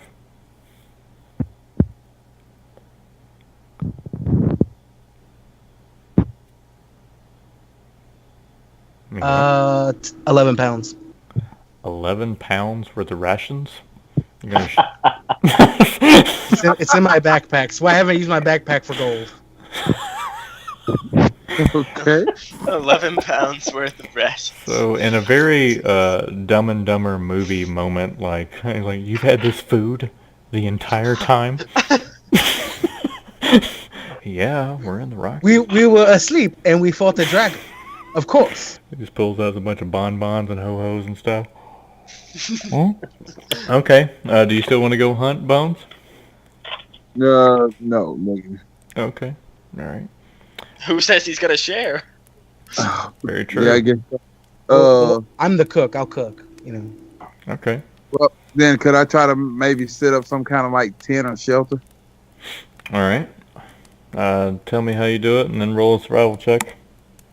I don't know. I guess I'll build like a little lean-to out of some simple sticks and leaves. All right. Roll a survival check. 18. All right. So it's there's enough branches that are laying down that it's just perfect. A really nice looking lean-to. Big enough. There's plenty of, like I said, laying around, and enough brush to kind of cover up, keep you guys good and warm and insulated throughout the night, because the night's getting a little chilly this time of the year. All right. Anybody else want to do anything? I'm gonna go collect more wood. Okay. We talked about making a fire. We didn't talk about gathering enough wood, so Nice. I'll go do that. Okay. I'll play some fire tunes. All right. What are you gonna play? Putting you on the Campfire spot. songs from SpongeBob. Okay. All right. So he's playing around the fire. It's kind of nice. Campfire song. The CAMPFIRE. Anybody else? Scrab, do you want to do anything? Yeah, I wanted to attend that Wilbur to take care of his leg and see how he's doing. So I'll just do a heal check.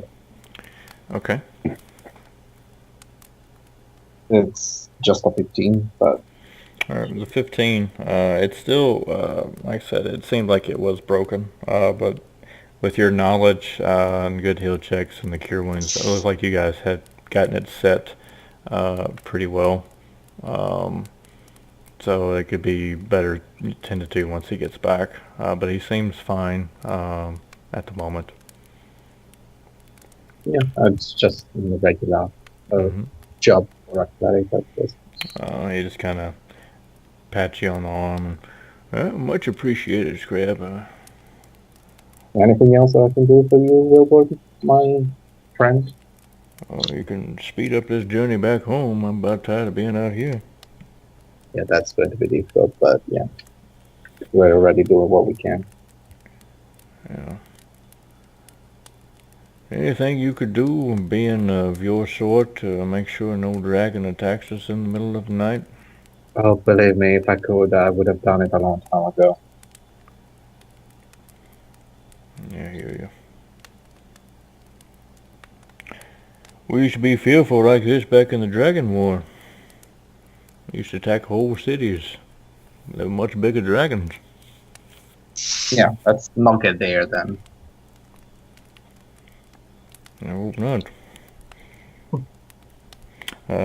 Meanwhile, the hag is currently sitting very close to you as you cook. Nu, would you like to say or do anything? No. No, are you are you tired of this hag following you around? Out of many things. How much food do I use? For like 9 people. It's 9 people, I think. Oh yeah, what were we asking? I cut out a little bit. How much food do I use? It's 9 people. So. Oh, well, one of these people is a dragonborn. Are we obligated to feed the hag? You don't know what the hag could do.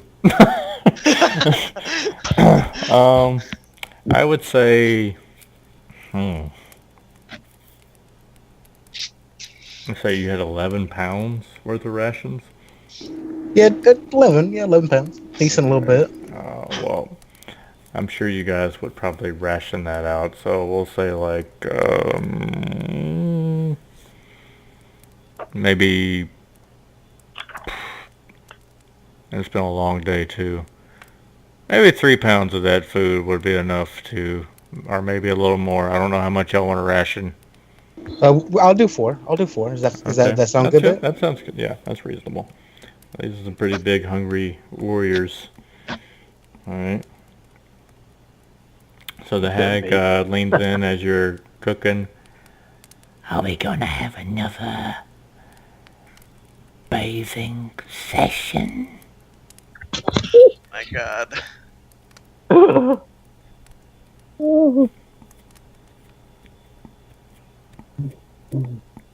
Tonight, I think I will just sleep.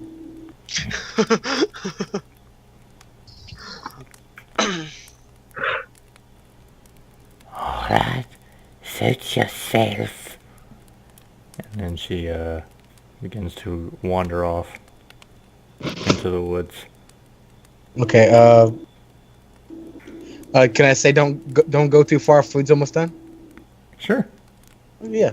What'd she say then? She just turns around and gives you a wink and a wave. I wink back. Okay, he's into it. Mm-hmm. Getting kind of chummy there, aren't you, mate?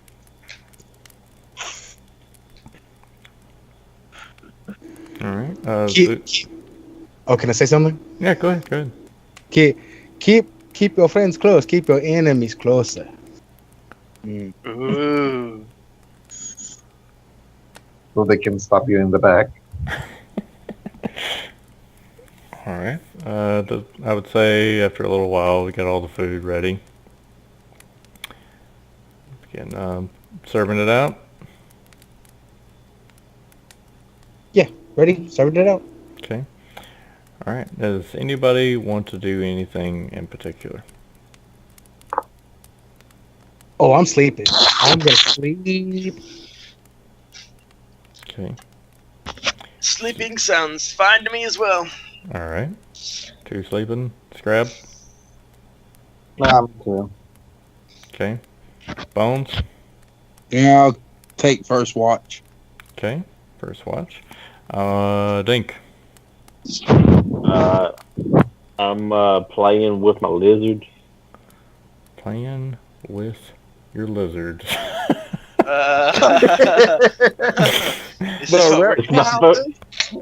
It's my familiar. Okay. Interesting. Interesting. That's what I call it too. A car. Did you? I'm sorry.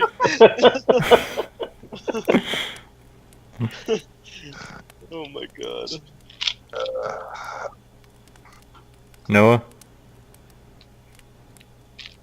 I'll take a second watch. All right. Okay.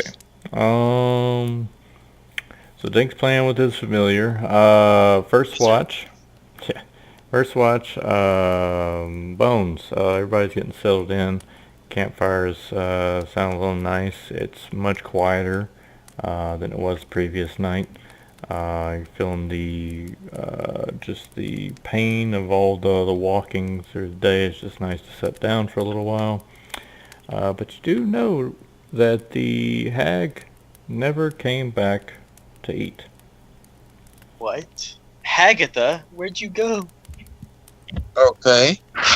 I'll see if I can go pick up on her trail. Okay. Do a search check. Alright. And I got a 15. 15. Alright, so with a 15, you go out to the wood line where you saw her kind of disappear into the woods, and you, with the smell and the just the indentions of the tracks that's kind of left in the terrain, you can pretty easily kind of track where she went with just the smell alone, but the tracks kind of help. But you do quickly find that she had stumbled upon yet another small pond that's out in the woods, where she seems to be bathing yet again, but you can only make out at this point a silhouette of a figure. Do a spot check. Is spot like perception? Yes.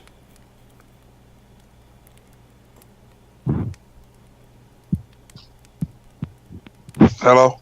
Yes. Oh, I said 16. 16. That's a bit on mute or something. With a 16, you can see that her silhouette is not the slumped over hag silhouette that you're used to seeing. The hair looks like it's much longer as she kind of like flicks it back as she's trying to wash her hair. Her figure looks fuller, more hourglass shaped, but it's still, the light is very dark in this particular area, and there's no moonlight going in. The smell has disappeared. Okay. I'm gonna try to sneak closer and see if I can figure out what's going on. Alright, move silently. Yes, sir. And I got a 19. So with the 19, you managed to sneak along a little closer to the pond. It's pretty dense, the tree-wise around the pond, and you managed to sneak up behind good pine trees and get a good close look. With I believe you have dark vision, right? Yes, sir. So with dark vision, you can see that she has the appearance. I'm not sure. She has the appearance of a wood elf. She has the ears that are coming out that you can make out visibly. It's still very hard to make out all of the characteristics of her face and stuff, but you can see that she looks, or this person looks to be a wood elf female, a very attractive one. Okay. I'm gonna wade out in the water and talk to her. Okay. I don't know if that's the best idea. All right. So you begin to kind of go out there, and it gets her attention, and you can hear her at first go, and it's not her voice at all. But then as you get the attention of her, she begins to, What are you doing here? What are you doing? It begins to go back into that hag-like voice slowly. Her appearance still looks like what you see now. Okay. I'm going to ask her what is going on. What's happening to her? I'm just out here bathing. But you look completely different. And you see her look down at her reflections, and she tries to stand still so that the ripples stop looking. And when you get close enough, well, you're probably close enough to see, but you look at the reflection, you see the hag, but what's in front of you is not what you see in the reflection. And okay. Yeah. So what does she do? She just sees the hag, and so she looks confused. So you can't tell that you've changed. I'm still the same. No, you're not. She tries to look down at her hand, body, and she still looks confused about what you're talking about. I kind of point to myself and tell her, "You look like me now."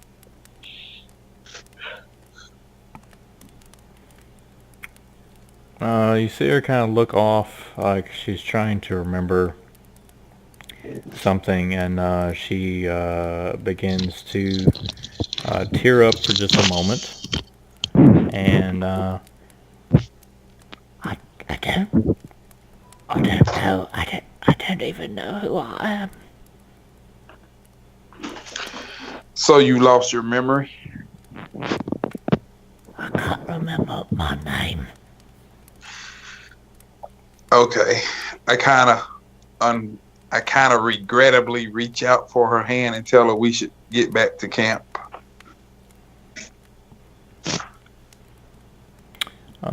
Do a diplomacy check. Let's see if she wants to. Okay. 13. With 13, she takes her hand back. No. I don't want to. Alrighty. Are you gonna be okay out here by yourself? Will you stay with me? Yes, and as I say that, I turn and head back toward the edge of the pond and sit down. Okay. At this point, being that close, I would say that she's got it going on without going into too much detail. But the reflection is what's throwing you off, and the voice. But yeah, she continues to bathe, clean up, swim a little bit, and it kind of begins to dawn on you that you've been out there for quite a while. That you have no idea what's going on back at camp. You can still, she didn't go far enough away to where you can still see the actual light of the campfire, and you haven't heard anything with your elven ears. But I would say after 20 to 30 minutes, she's done goofing off in the water, and she begins to walk out.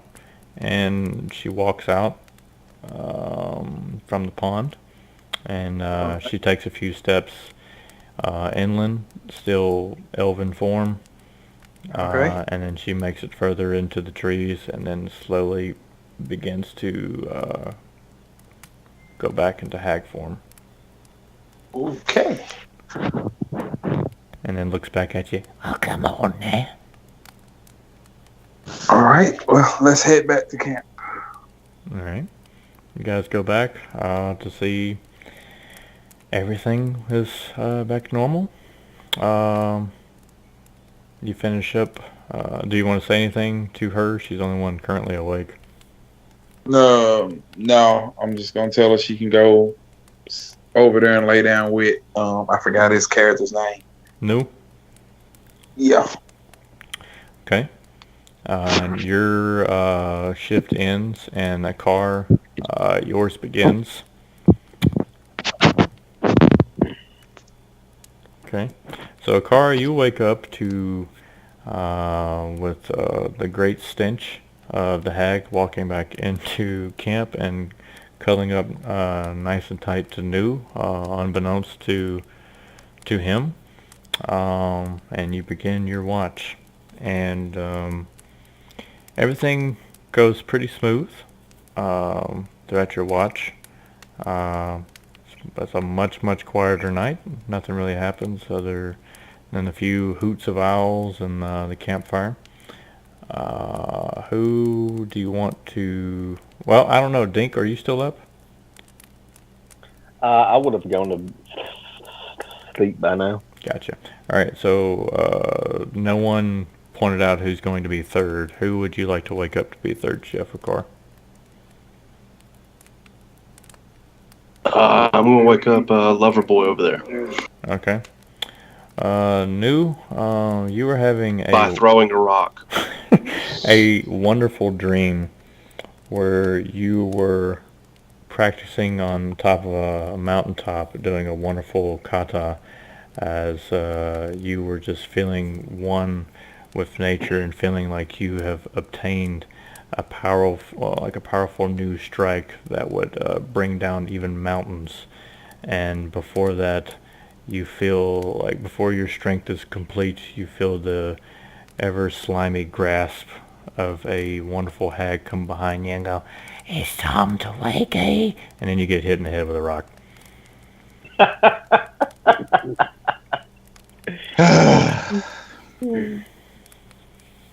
How much do I heal? I think Marco healed everybody up, didn't you? Yeah, and it's already another day after, so. Yeah, you should. Everybody should be full health now. You should be good. Nice. Okay, I'm awake. All right. Spot check. Yeah, you could do one. Sure. 8. All right, with an 8, you see that the hag is right next to you. She is sleeping away. You see a few spiders crawling out of her hair and kind of go into her mouth, and you hear her smack a little bit. So you just ate a spider. Oh, that's disgusting.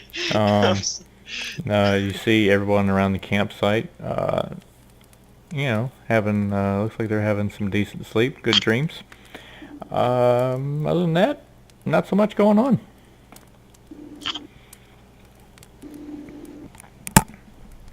You want to do anything? Alright. Is there like grass or fibrous material I can like fashion some rope out of real quick? Of course. All right, so you Solid. can roll a craft as you sit there on your watch. Ooh, 19. All right, so as you're sitting there, crafting some good hemp rope. Yeah. All right, so I'd say for your hour with a 19. Let's be generous. You get about like 6 feet of rope out of there. You're just doing it. You're just balling, man. You did a great job. All right, and your shift ends. It's getting pretty late into the night, early in the morning. Enough for like one more shift. So I guess you guys were doing like 2-hour increments or something. Who would you like to wake up? No, I'm good. I'm just gonna stay awake. All right, stay awake. Okay. So the morning comes, new day begins. Everybody's waking up, getting ready, doing their morning prayers, getting their spells ready. Is there anything else in particular you guys want to do? My was kind of dreaming he's gonna say, "Ooh yeah, wash it, girl, wash it." Watching naked elf ladies all day, or all night, I mean. Yeah, I didn't. Alright, so I didn't realize she was sleeping by me, so I'm gonna go up to a car and ask him, hey, when did she come in last night? She was there when I got up. Who woke you up? Was it, was it Bones? It was Bones. Alright, so I'm gonna go to a Bones, right? And, hey, so she was there when I woke up. When did she come in? It was kind of early in the night, bathing in like a pond out in the woods, and she didn't look like that hag. She was actually kind of hot. You look back at the hag, and then she's sitting there hearing this conversation. She gives you a shoulder shrug, like, I'm like, not now though, not now. So yeah, I just kind of lean in, like, yeah, I've been there. And okay, man, that's pretty cool. I just didn't know when she came in. Did she get anything to eat, anything like that? No, she didn't eat that I know of. She just came and laid beside you.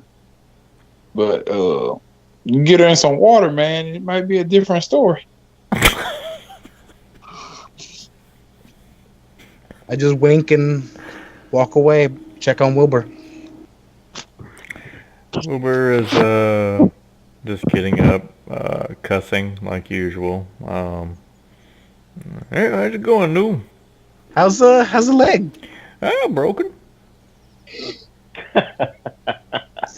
I am so sorry. I had to choke the dragon out. Hey, I mean, I've never seen that before in the whole time in the war, but that's kind of impressive. Yeah. Is off the top of my head. He just the worst burps. He did smell quite bad. That was the last thing I thought of as he fell on top of me.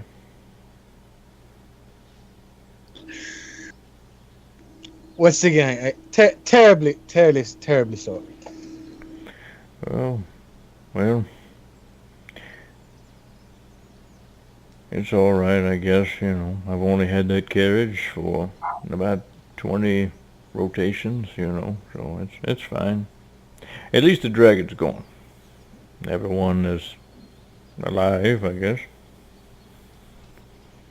Yes, look on the positive side. Trying to, yeah. Are you enthusiastic about being a driver another day? Not really. Be more enthusiastic if you whip up some of that good breakfast of all 42 pounds of rations you've been holding out.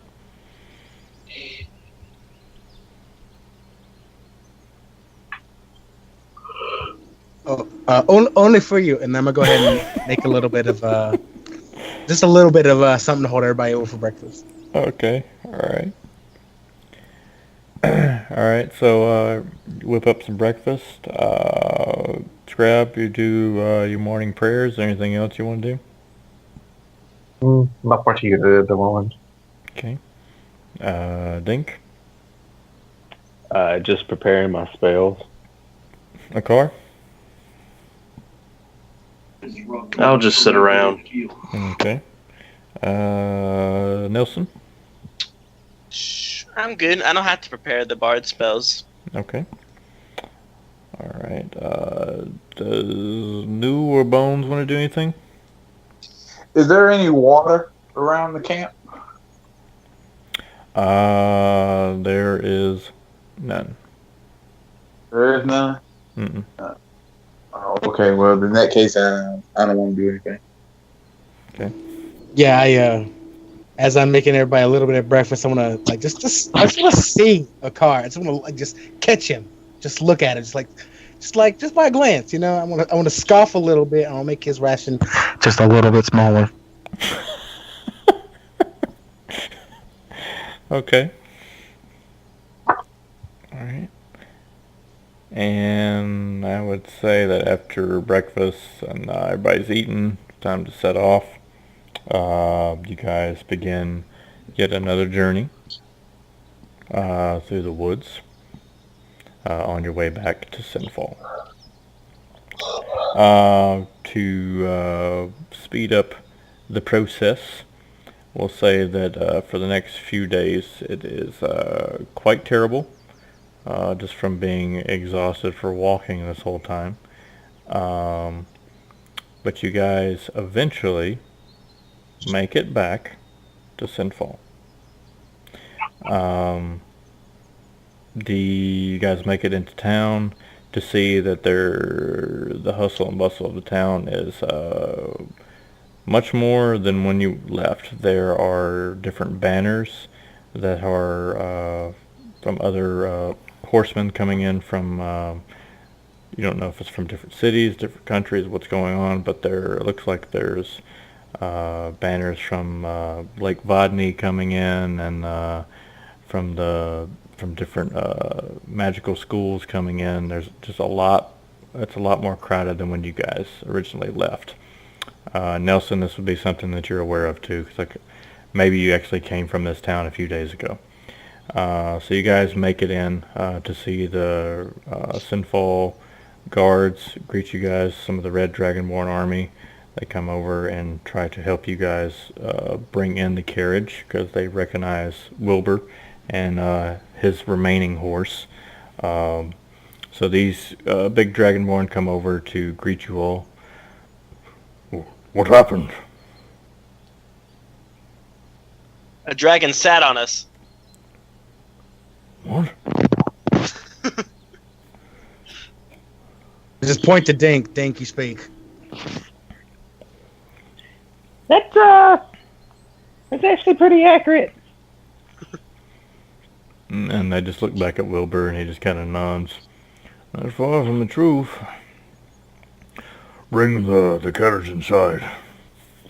So they kind of direct you guys to an enclosed space on the inside, and once y'all make it inside, past the moat and on the inside of the gate, you can see, like I said, a lot of different people. You see some aquatic elves in full battle rattle inside the gates with their tridents. You see different people that look like they're from different mages. You see the obviously more condensed, more of the Sinful guards out and about than there usually was patrolling the streets.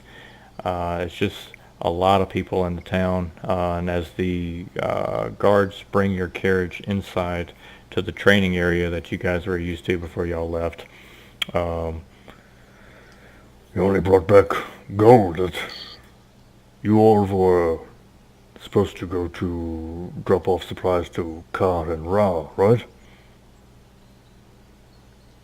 And Wilbur speaks up and kind of says, yeah, well, there was some complications. We probably should speak to Rashford if he's not too busy at all. Then he kind of looks back at you guys. Can you guys take care of that? I need to try to go get this leg mended together. Of course. And so they kind of help him go off, and one of the other guards goes and gets Rosvalum, and within like 10-15 minutes or so, he comes out as you guys are all there. What happened? The snakes were dead. And his arms are crossed as his Dragonborn kind of towers over you. Snake is dead. I killed him. And like marches over to you really, really quickly. Who are you? I'm Akar. I represent the tribe of orcs that don't live too far from here.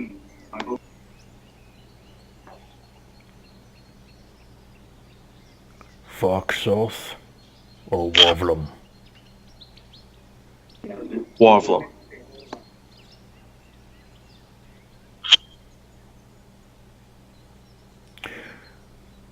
So Kar and Ra are no more. They were eating my people, so my people killed them. And Wilbur? He looks back at the rest of the group. Where's Wilbur? He's He went to go fix his getting leg. patched up. Yeah. And he kind of walks over to the carriage and notice there's been some changes to the carriage. And then kind of peeks inside. What is all this?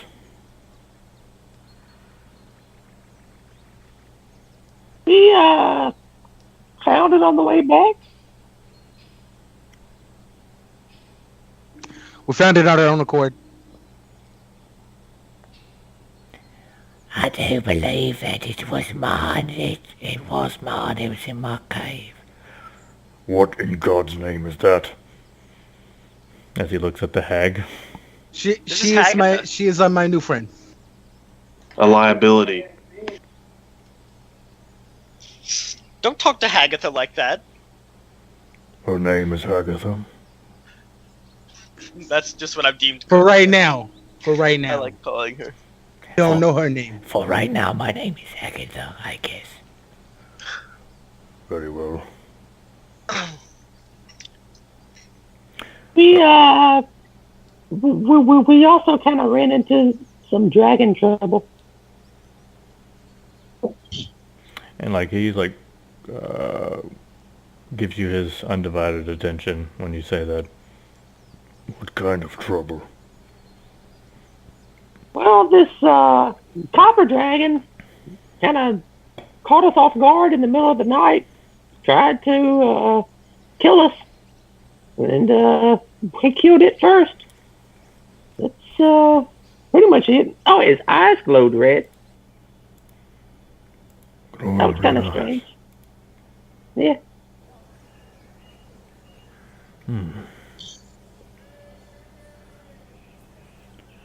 And that was all. He tried to take our gold. I mean, he tried to take Hagatha's gold.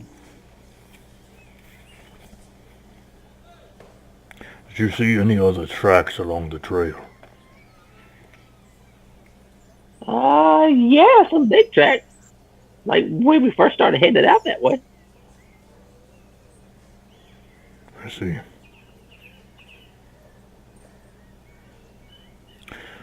Well, either way, you all have been summoned for the Royal Order of the Lycan Mage. Sweet. I would suggest cleaning yourselves up. You ought to report there within 20 minutes. Will this give me a chance to talk to the leader of this city? Possibly. The orcs have very important business to discuss. I'm sure they will after causing the break of a treaty of the king. Clean yourselves up. Report to the main keep in 15 minutes. God, does that mean I have to go take another bath? We can bathe together. Yes, I think we can. Hey man, don't hog the hag. Don't hog the hag. Alright. So what are we doing? There is some bathing troughs, I guess, outside of the barracks where you guys originally trained at. I'm going to ask where the closest drinking establishment is. You just ask one of the nearby guards? I'm asking the group. Okay. I don't know. I do not partake in drink. Right this way. Now when I like hawk off towards the pub. You guys begin walking to the pub where a few guards actually stop you. You are to report in 15 minutes. This won't take but maybe 2. It will take 2 after you report. You will have time. But I have time now. Sir Orc, we are under strict orders to not allow you to leave the premises. But this is on the premises. Try to roll a diplomacy.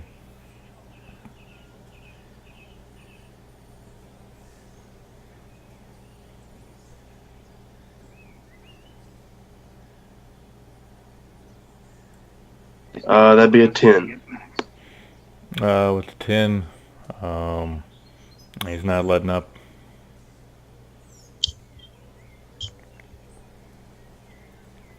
How about you go get us some drinks, and we not leave this spot? Okay. So he shouts in Draconic to a guard that's further down the street. And a minute or two later, they bring you guys back some ale.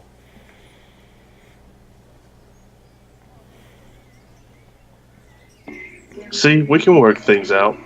And I proceed to chug ale. Okay. All right. What's everybody else doing? I'm also checking ale. Okay. Everybody got a drink? I'm going to straighten myself up. Okay. Yeah, Yeah, I'm I'll getting take a a, drink. Why not? Okay. All right. I'm taking a bath with Agatha. Okay. So you guys sit down in the watering trough, and none of those effects are happening. She's still Hagatha, or whatever y'all guys call her. She's still disgusting.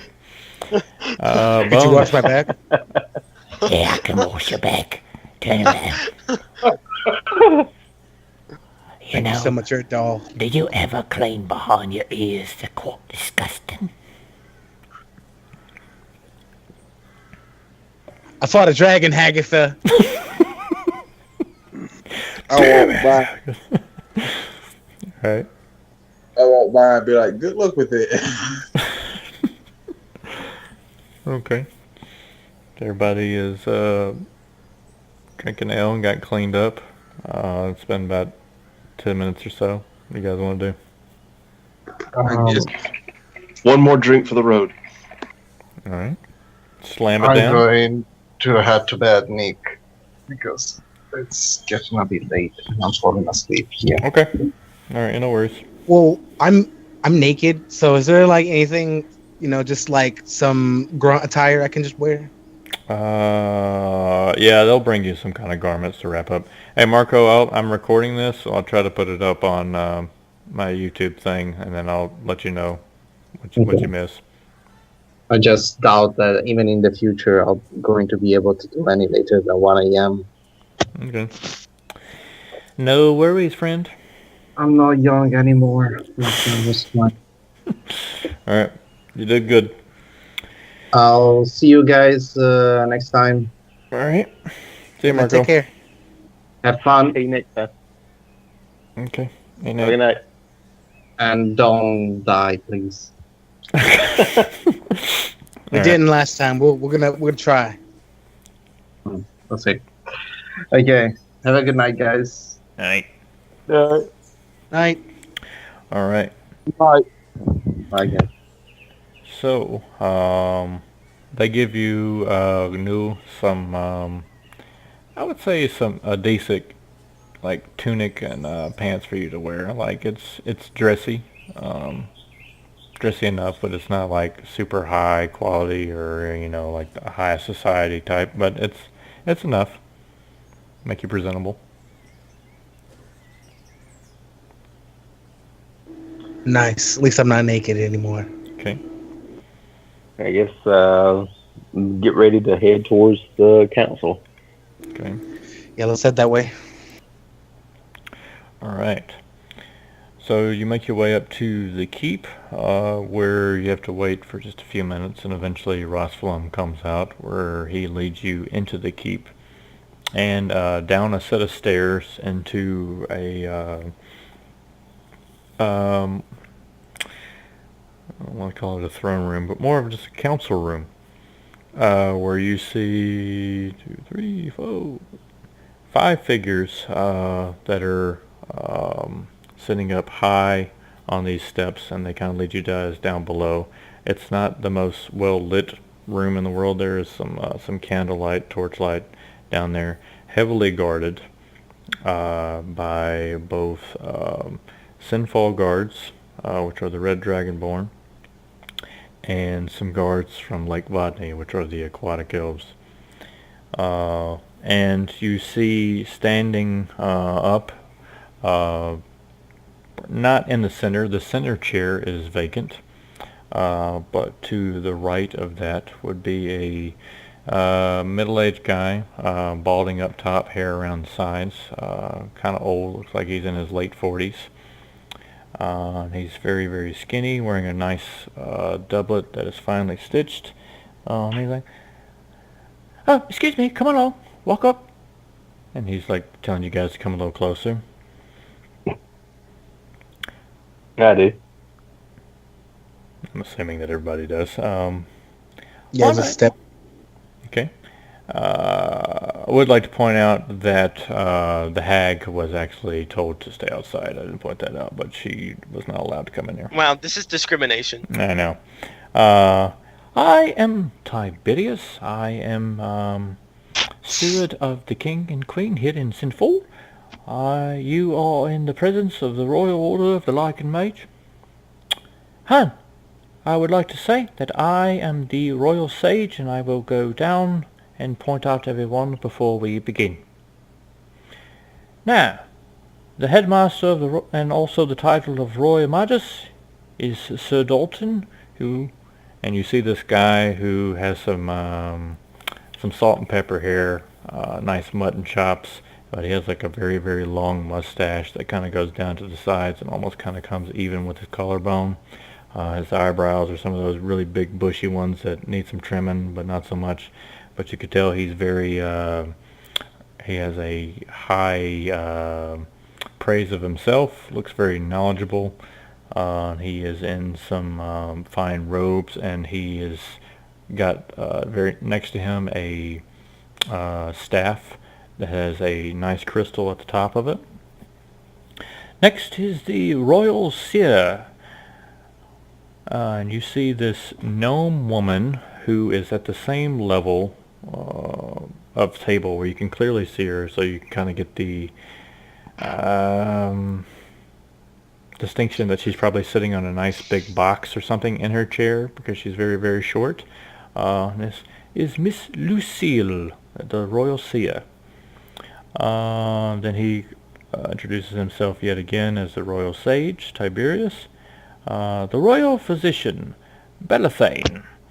And this is a dark elf, and he gives you a nod. He has kind of short hair, kind of like a Tom Selleck mustache going on, looks a little older.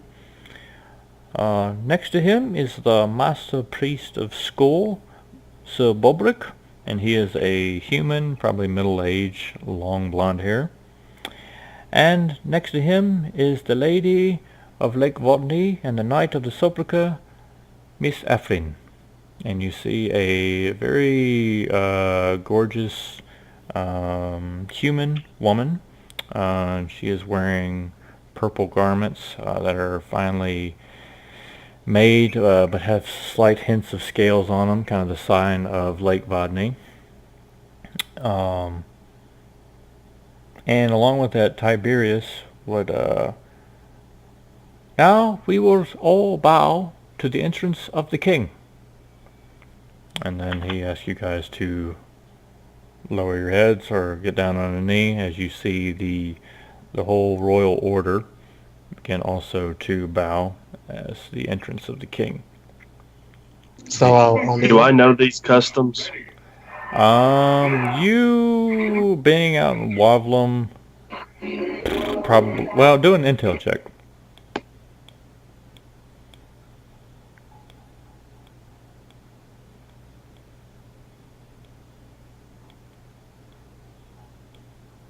$17.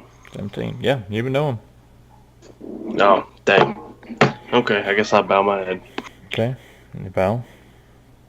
Yeah, so King Thalion comes out in his crown. He has on a green cloak. He looks pretty dominant. Posture is upright, and he seems to be, his cloak is actually covering most of his body, almost like a Batman cape kind of style, as it kind of covers up his body as he walks, and begins to make his way to his chair, still standing up as everyone is bowed.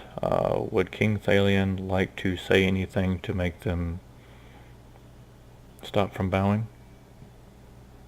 I would just wave.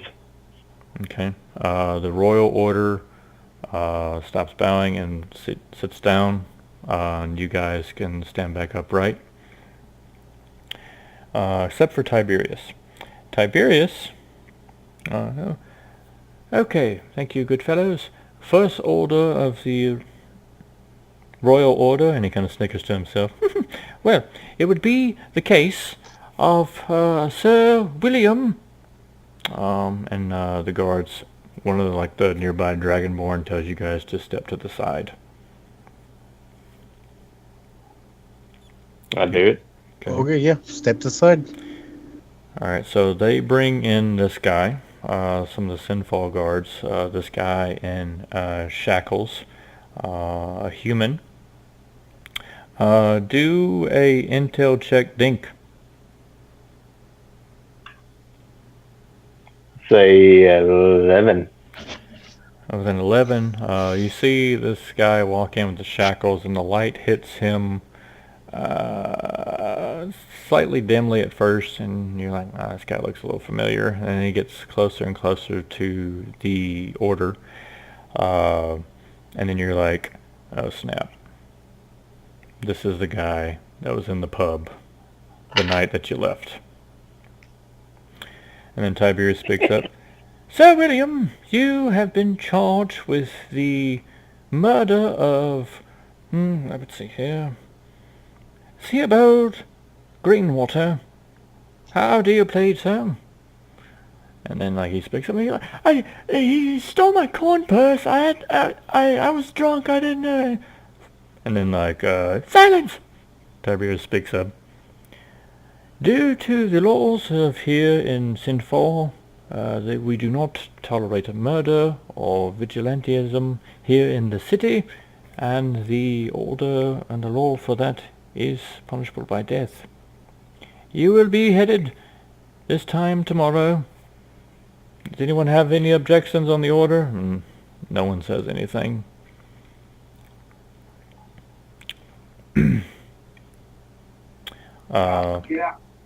You guys want to say anything?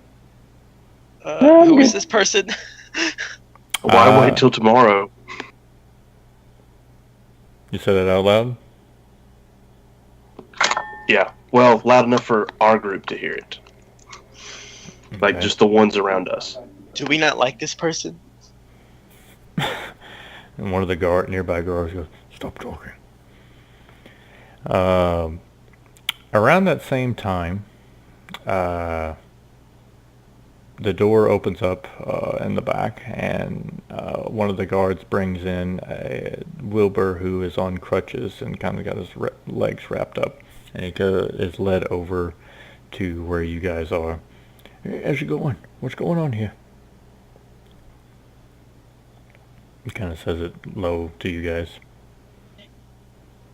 They're about to kill this guy. So Wilbur looks over, and you see an astonished look on his face as he hobbles over there. No. What's going on here? I'm sorry, Sir Wilbur. It appears that your brother has committed murder in your absence, and it will not be tolerated in the city. And then they kind of look back and forth between each other, and Wilbur begins to plead with them to save his brother. What do you guys want to do? Excuse me, my lord. Don't you think you could settle for exilement instead of murder? Or execution? Who are you saying this to? Whoever Just in sentenced him. general? Okay. Well, our law is the law. He committed murder, and it would be left up to the king. Now, Sir Thalion, this man here killed a gnome just the other night, about 6 days ago now. Seems to be his reasoning for doing so was he stole a coin purse. The coin purse was never found. The man was drunk. What do you say? I believe the law is clear. I'm sorry, Sir Wilbur. Sir William, the execution will stand. So the guards come in and take William away, and Wilbur exits with them. Now, step forward, the mercenaries in regards to the Ka and Ra shipment. And the guard kind of tells you guys to step forward. Does that include me? And the guard just goes, just go up there. It's fine. Okay, so we go up there. Okay. Please, someone, be the speaker of your group and tell us what happened along your journey. I feel that there's going to need to be more than one person telling the story. Yeah, very well. Well, Dink, talk to the chief. I think Dink should talk. Why me? Sorry, little buddy, you got it. I pat him on the back. Oh, okay. Well, we started out pretty good, but when we get to the snakes, first we were attacked by goblins, but we killed them. I just point at a car. He killed the snake. He killed the snakes. Yeah, this guy was gonna kill the snakes by the time we get there. Who is this person that killed the snakes that you speak of? That'd be me. And why would you do such a thing? Well, they were eating my people, so my people killed snakes.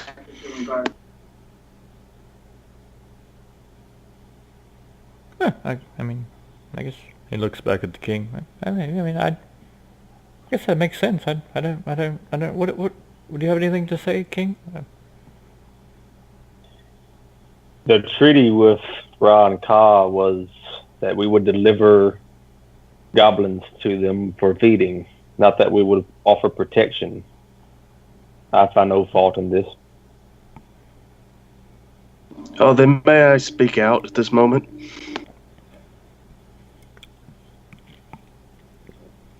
If the king allows it. We will hear you. I've been sent by my tribe to represent them in possibly negotiating a treaty. Or not really a treaty, but more of an agreement.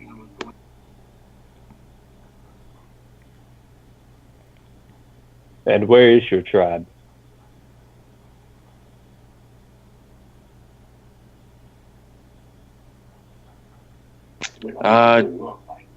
Just east of here, a little south of Lake Vodney. We had to move from our original stronghold due to the vampires moving in on our territory.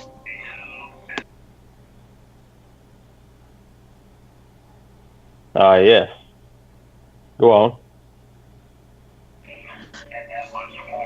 When we and my tribe and I met this group, they said they were delivering supplies for the snakes, and we wanted to see if we could strike an agreement that you send some supplies to us and we send orcs to help fight for, I guess, your kingdom or your realm, or I guess we're trying to join you, and we offer troops to help your causes. We will always welcome allies. Well, I've been told to be okay, then I was told to represent my group, but if you are good with an agreement, I will make contact with the tribe to send our chief and his assistant to talk about the formal details.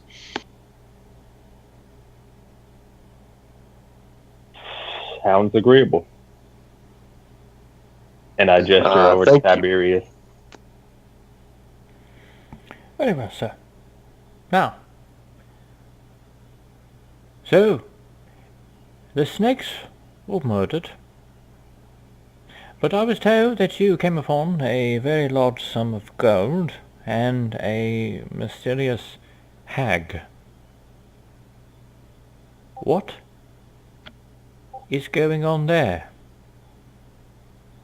That hag might be wanted by the tribe. And I'm still honestly not sure. We found her in a hostage situation, and she was loaded, so we saved her.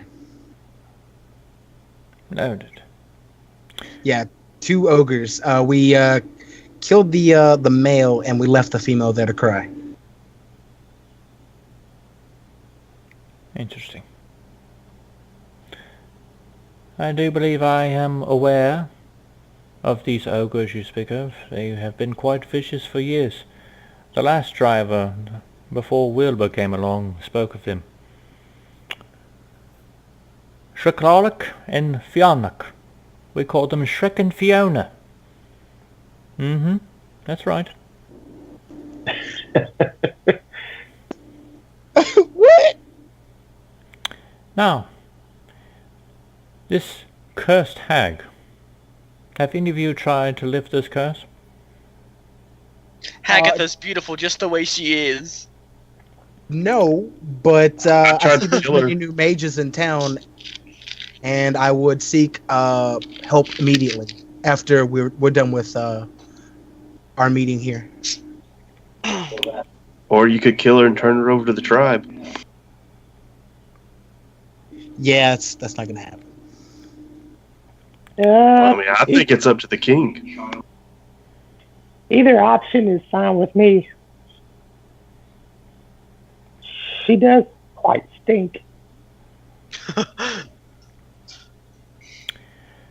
At any point, I have had a short time to examine her, and so has Sir Dalton, the headmaster, and I would like for him to report his findings. If you would take the floor, Sir Dalton. And the guy with the very long mustache, the human, begins to speak up and grab a hold of his staff. And I took some time to examine her, as Tiberius pointed out. I do believe she is a certain missing elf princess, cursed long ago. At any point, did she change during the night? Yes, once with me, and I think once with a friend of ours. Is Bones with us? Yes, he is. Once with Bones. You two both had intercourse with her.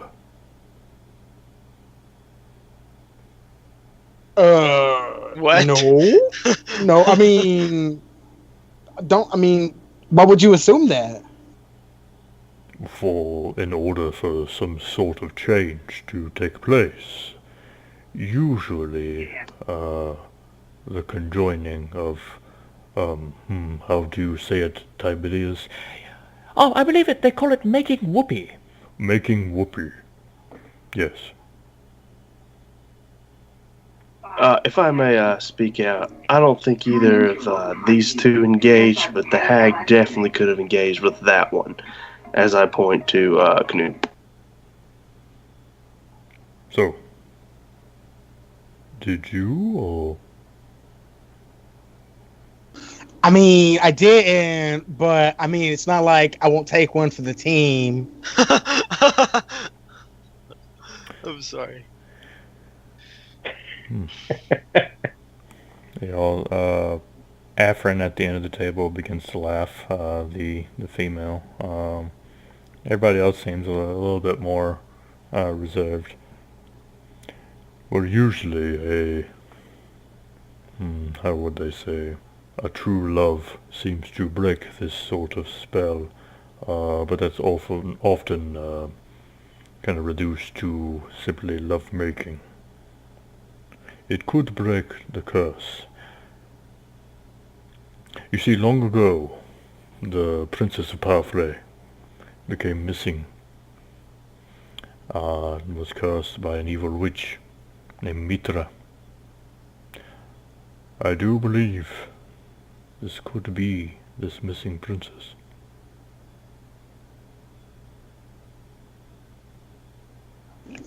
And you want us to change her back?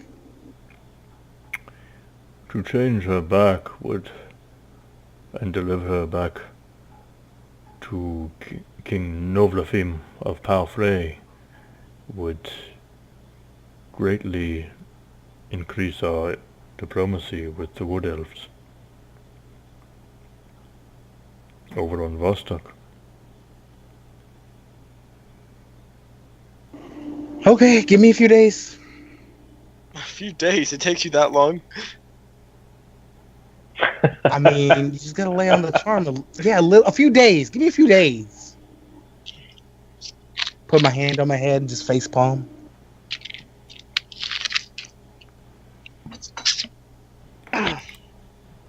Okay. So Tiberius begins to speak again. Now, is there anything else that you would like to report during your excursion out in the field? We were told by Rasfalum that you guys encountered a dragon. Yes, that's correct. What of the dragon? He kind of took us by surprise in the night. It was a copper dragon, but he wasn't like other dragons I've encountered. His eyes glowed red. It was very strange. The little gnome woman, the royal seer, Lucille, she speaks up. I told you all. Over in Ristula we've heard the whispers. There are dragons being tamed. I heard the one called Koshka that was taming the dragons and possessing them to do his will. I heard it in me pub. Oh, you don't really believe that mess, do you? Yeah, I'm getting kind of hot at the gnome. Yeah. I can believe what I want to believe. No, sure, you would. The headmaster, Dalton, is next to him. We should settle down here, of course. Now, I don't like this little motherfucker. Well, that's okay, because I don't like you much either.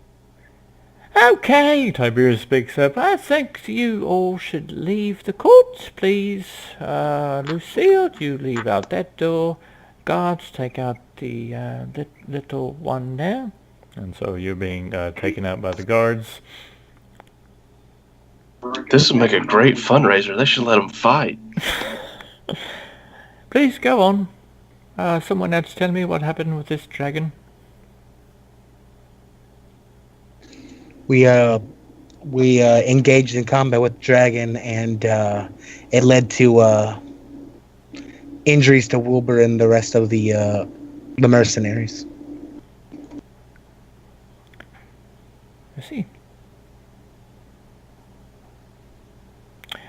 And someone else said that there was tracks that was also spotted. Yeah, the gentleman you escorted out. He remembers seeing tracks down the trail as we were coming to camp.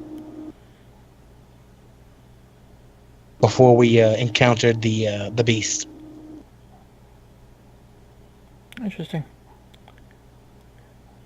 Very well. Job well done to all of you.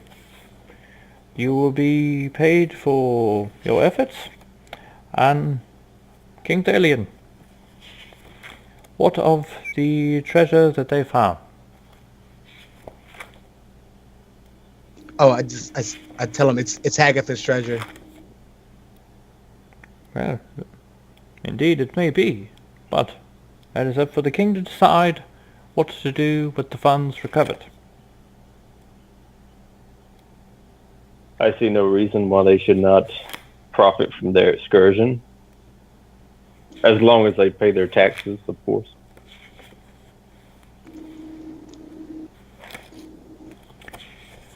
Interesting. Well, what do you offer to the king?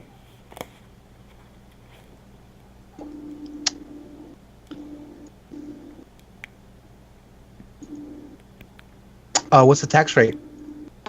What's the tax levy? That would be up to the king. I'm trying to remember what we put it at. I'm sure I have it wrote down. Yeah, you got it wrote down. I actually tried to find that document the other day. That might be something we have to come back to. It's 10%. Easy peasy.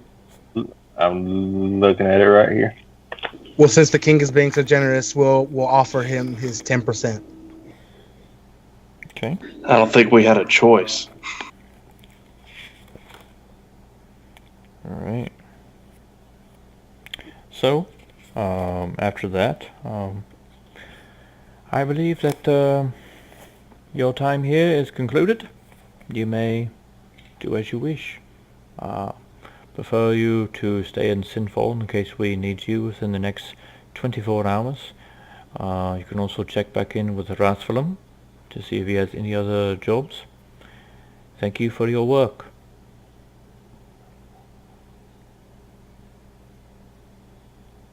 All right. Sounds like we're done here. Okay. You guys are escorted out to still see a very feisty Dink kind of hassling with the guards, and the guard is just kind of holding him with one hand very easily as he's like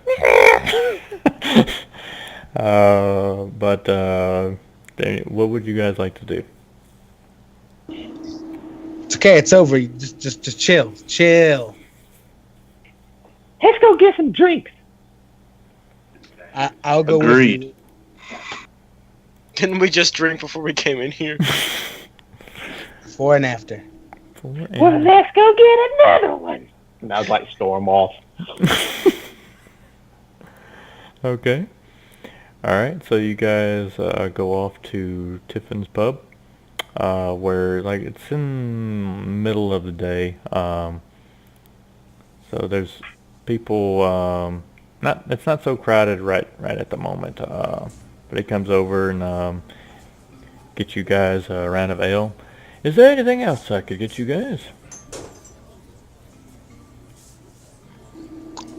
Yes. Do you know where I can purchase lights, some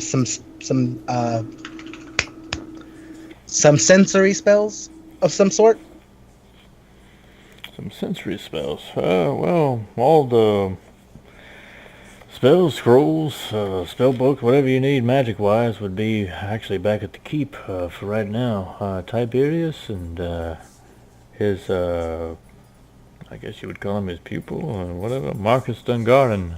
They can take care of you up at the keep, but with all this, the royal order in town, we'll probably be pretty busy for the next day. Maybe you could try tomorrow.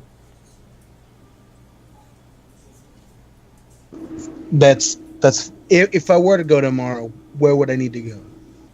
Back at the Sinfall Keep. Which word on the town is that you guys just came from there.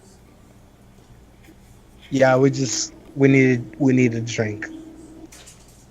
Very well. Yeah, he brings, like I said, you guys have plenty of ale. What did you hear about us? We just came from there. How did you hear about us so soon? The barkeep's got his ways. He kind of gives you a wink and slap on the back and goes off to behind in the back door. So speaking of our time in the keep, did you guys notice the panel of sorcerers and sorceresses? Yeah, I find them to be going on. very interesting, especially the one at the end.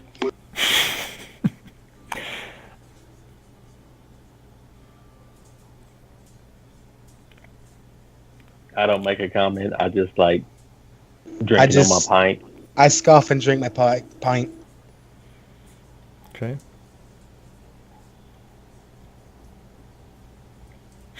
There. Anything in particular y'all want to do or talk about? We gotta figure out the. First of all, what we're gonna do at this point, and second of all, you've got to break that spell. Do you still have a ring I can have by chance? I mean, I guess technically you don't have to. I guess at this point anyone can. Well, I'm not.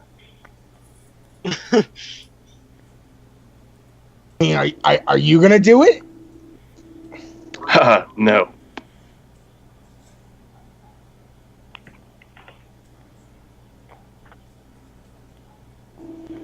Alright. Why don't you lend me one of those rings in your pocket then? You gonna marry Hagatha? Hey, all right, Shaco. This is complicated. It's very complicated. I'm trying to break a curse. Or you could just do it. Hagatha's beautiful the way she is. I see that, but just like something about that true love thing, and I'm not about to like take this L for nothing, you know. This guy needs more L. That's how you fix this problem. Oh my god.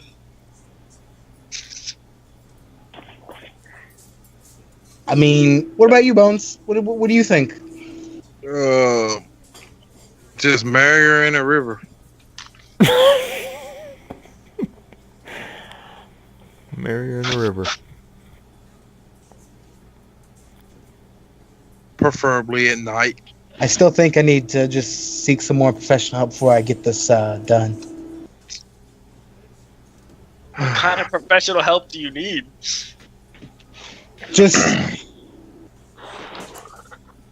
I mean, You need some Viagra or something? no, no, but a little sensory magic would help. Oh, I mean- like just put a bag on her face. I mean, if you do need some help down there, I could probably come up with a few spells. I knew a guy once. He that's kind of what he focused on. Oh my god.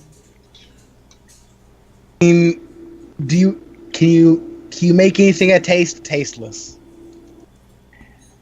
No, I might can make it taste like something else.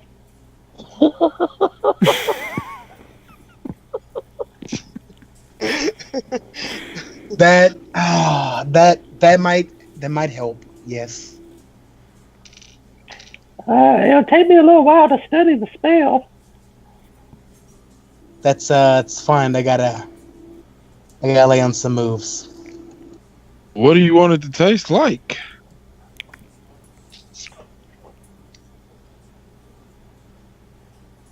Like a sweet treat. Okay. Something pleasant, sweet. I think I got a plan. I want to leave the bar. Okay. Where you want to go? I want to find the hag. Alright, she is still being held in the training quarters and barracks where you guys get cleaned up and stuff out. Yep, that's where I want to go. I guess we're gonna go back that way. Yeah.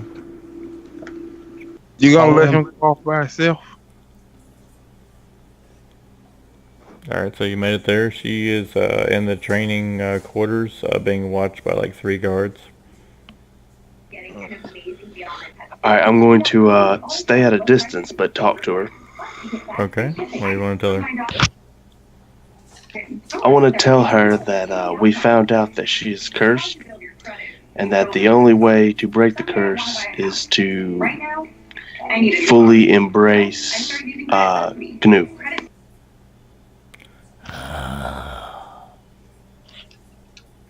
Fully embrace. Yes, he's too nervous to do it himself, so you're going to have to do it tonight. Tonight, fully embrace, naked. Yep. I like it. I'm going to ask the guards to let her go. One of the guards is vomiting at the moment. Oh my god. Can I take his keys? Sleight of hand.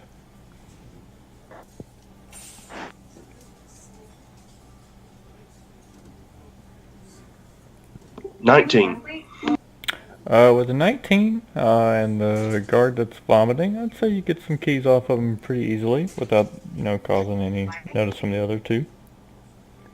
I unlock the gate and let her run. So she's out in the city. Most of the people nearby just get out of the way of her as they're walking in the town, and she's just kind of running around, just observing things, looking at the different architecture, making weird noises, causing people to panic slightly, but not like kind of an inside panic, kind of like, oh my god, kind of like that, and they're just kind of getting out of the way. But the other two guards are trying to run after her at this point, and she's like running around the city. Everybody in the pub, do a listen check. I'm assuming that's me. Yeah, everybody else. I rolled a 14. 14. I got a 16. Okay. Hold on. Where's my listen? There it is. 18. Okay. With those rolls, you guys can, over the ambience of the pub, can hear outside, go, "Get back here," and then you hear, "Nah, you'll never catch me alive." And then, and then you look out the window to see the hag just running around the city, being chased by two Dragonborn guards. Don't see that every day. Can I try to stop one of the guards and ask what's going on? Alright, so he stops. We were told to watch the hag. She got out of the gate. Can you help? You're one of the mercenaries. Can you help us? Hagatha, what are you doing? I'm getting some exercise. She's just getting some exercise. She's not going anywhere. And then you hear people and kids screaming and everything as she just runs past them. She's not causing any real harm, but it's alerting everybody. Just some harmless exercise. Except for a few of the older people who are just kind of like minding their own business, seeming like they're kind of used to the weird things. Canoe, go get your lady, man. Just let her tire herself out. She'll be done eventually.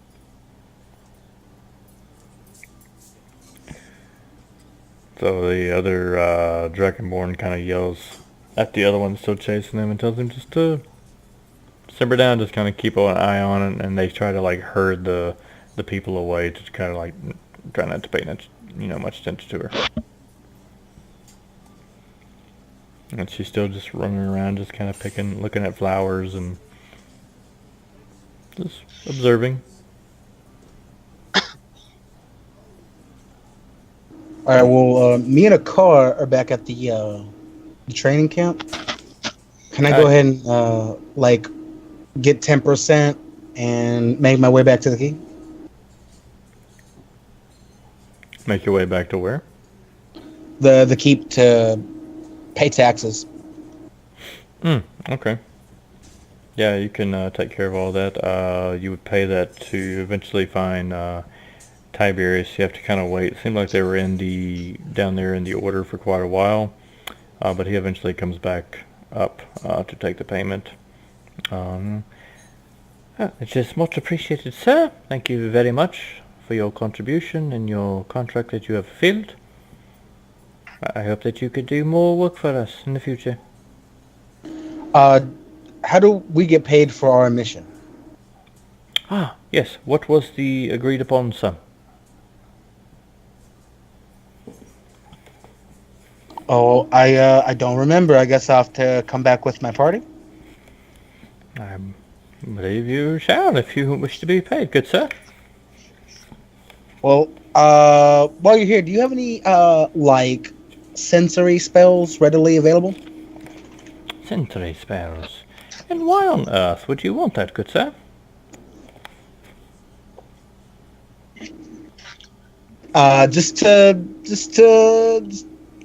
I mean, it doesn't matter. Why, yes, I would like to look after, I am quite a big head here in the court of Sinful, and I would like to know who's gathering my sensory spells.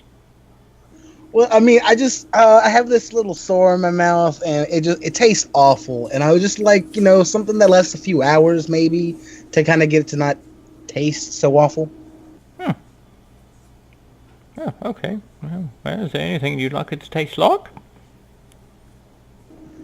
Something sweet. Something delicious and sweet. How about honey? That's perfect. And he Honey. slaps you across the face. There you go.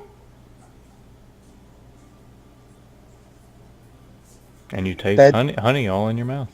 Okay, I appreciate it. Thank you. So I'm gonna go and find everybody, I guess, out in town looking at Hagatha. Yeah. She's quite spectacle. Yeah. All right. Anybody else want to do anything? I'm still at the bar drinking. Mm-hmm. Okay. Bones?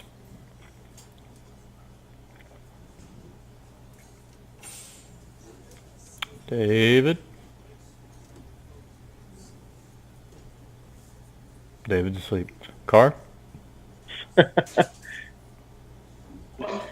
Yeah, I guess I'll make my way back to the tavern, finish my drinks. Okay. All right. Newt, do you want to go back to the tavern?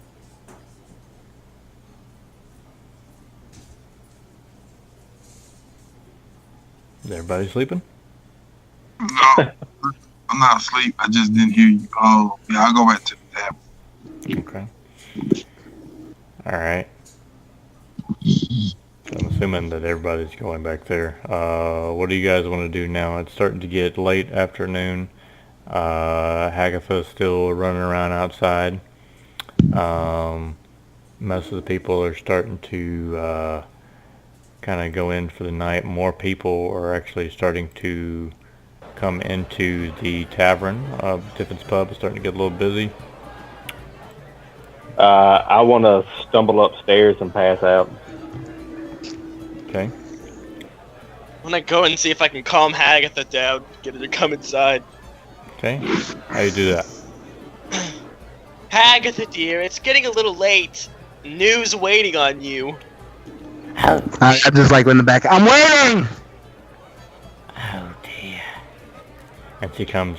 She like pushes her hair back with her hand, and it's just like this greasy, just mess. She slicks it back. I'm coming. And then she takes a few steps into the pub, and then as everything just kind of stops. Everybody's just like looking at her, and she's walking on the wood. Oh, hello. Hi. Hey, how you doing? Where's No? I'm assuming he's here. Yeah. And then she finds I'm here, you. and I just I have like I guess a pint for her. Oh. Take a drink. Okay. And then things start to slowly kind of pick back up in the pub. She drinks it.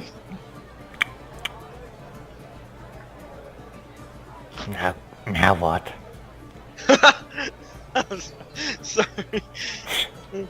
I'm gonna reach my hand across the table and grab her arm. It's like, we can take it wherever we want to take it.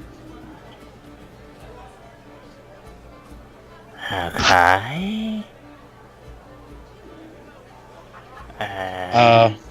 Bath time? Bath time. I like it. Wherever you want to go. I'm crying. Let's go. Water trough. Anything for you, and I wink back. Charisma check.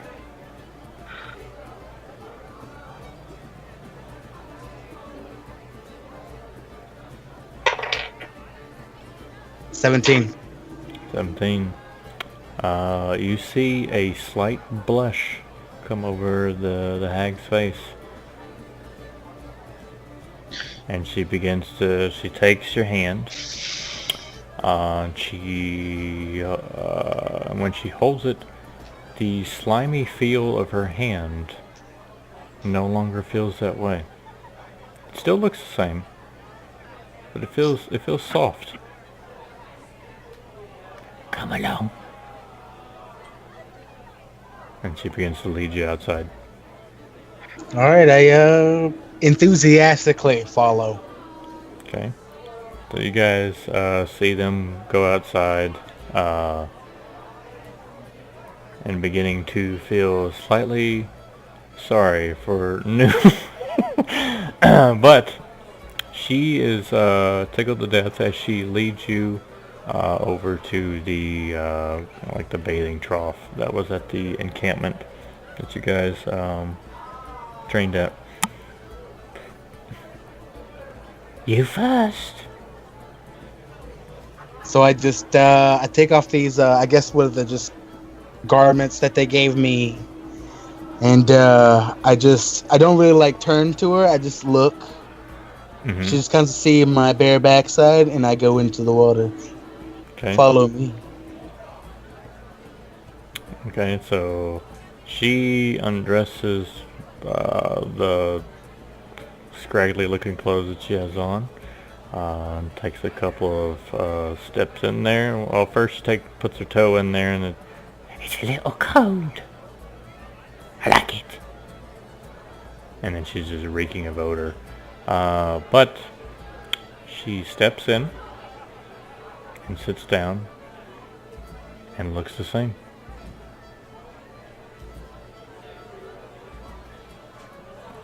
What do we do now?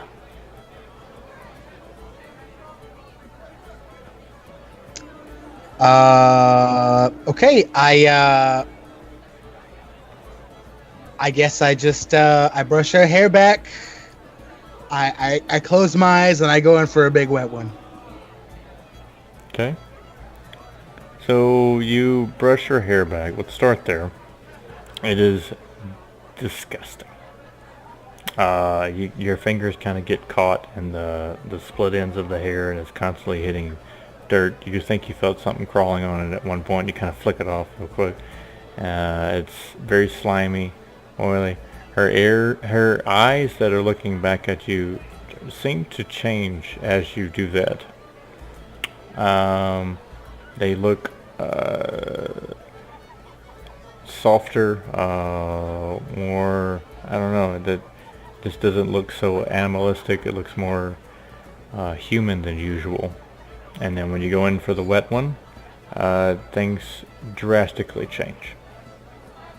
As when you come back, you see a beautiful elven woman sitting before you. That's it? Mm-hmm.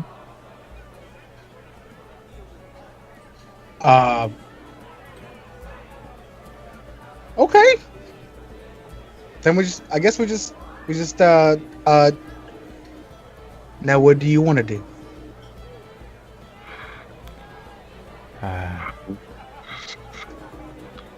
And she kind of looks down at her hands. I'm different.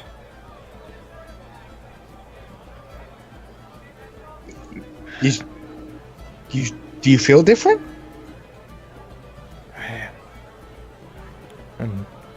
And she kind of covers herself up. Why am I naked?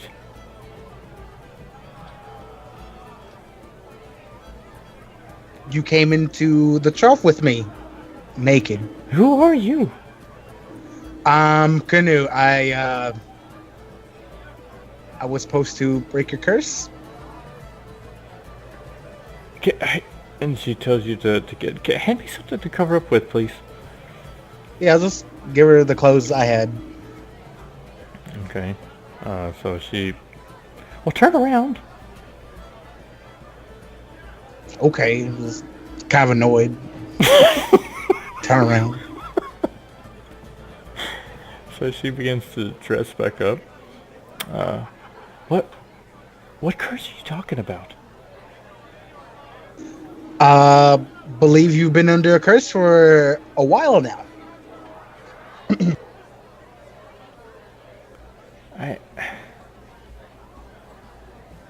Where am I?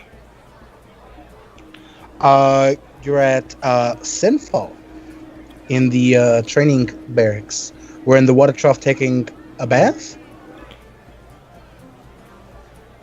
And she just begins to just walk around like kind of crazy, and then kind of stops. She's like,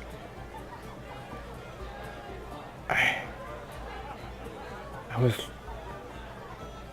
last in Palfrey. What were you doing in Palfrey? I don't remember.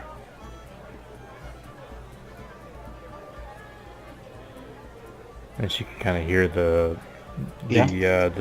distant like tavern music and cheers and drinks and whatnot.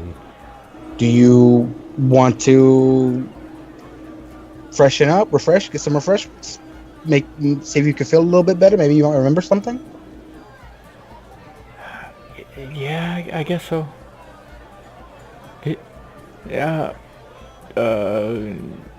Gnu. Do you remember my name? I've never known your name. And then she's like walking with you, and then she stops you. You were trying to bathe with me without knowing my name? It was part of breaking a curse, okay? Such a slime ball. So she continues to hesitantly walk with you back into the pub, and you guys walk in to see her wearing some loose-fitting garments that are like covering her up for the most part. But she is an elven woman, very pale-looking skin, green eyes, and brown hair.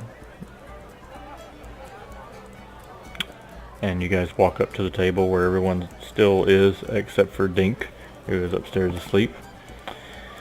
You guys want to say or do anything?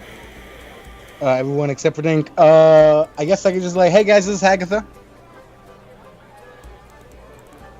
That's not her name. I didn't know her name. And she kind How could you forget her name? Yeah. Shut up, Picard. You didn't know her name. This is obviously the Wood Elf princess that they were talking about.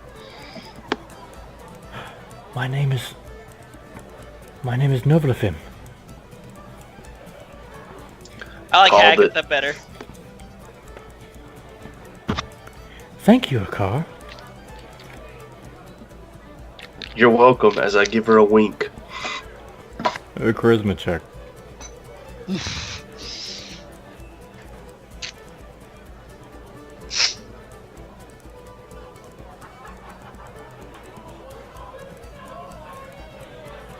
Uh, 13.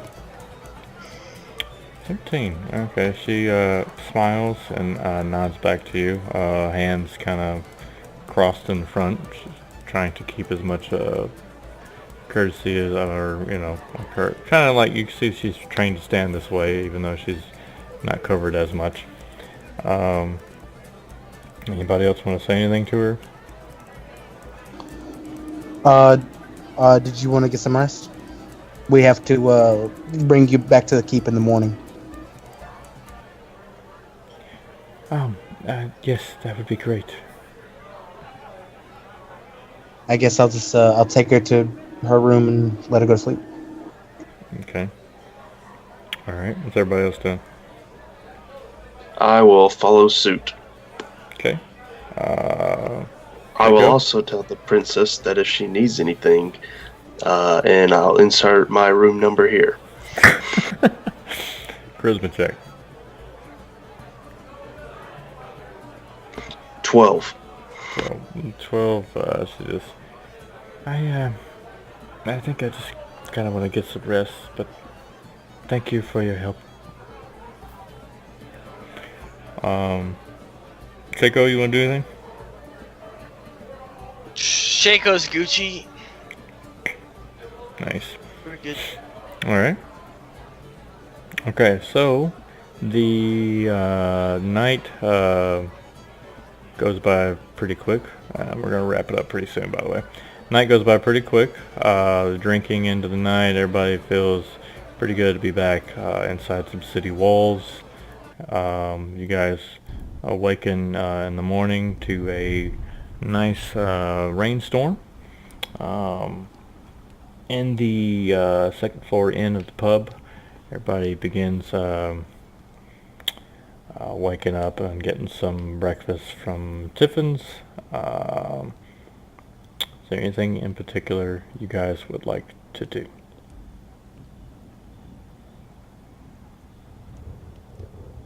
I'll prepare my spells and stuff. Okay.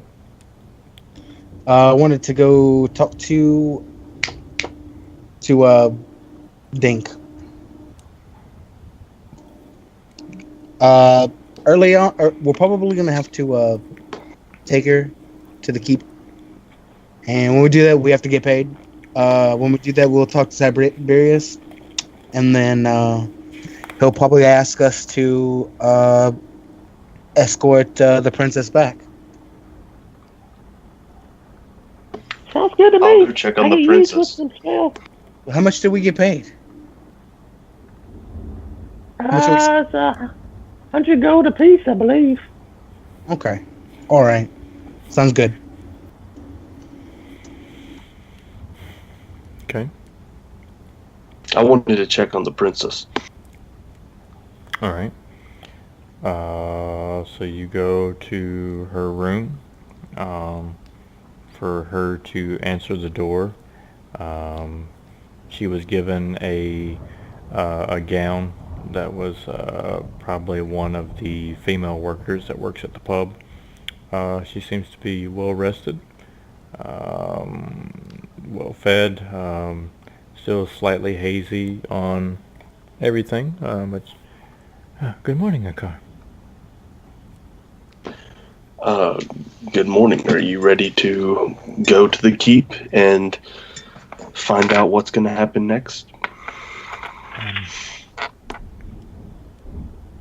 I suppose so. Is King? Am I to speak with? Is it still King Thalion? It is. I suppose I can. Oh, well, then finish getting dressed and we'll leave shortly. Okay. Just a few more moments and I shall be ready. Alright, I'm going to go and gather the other guys. Alright.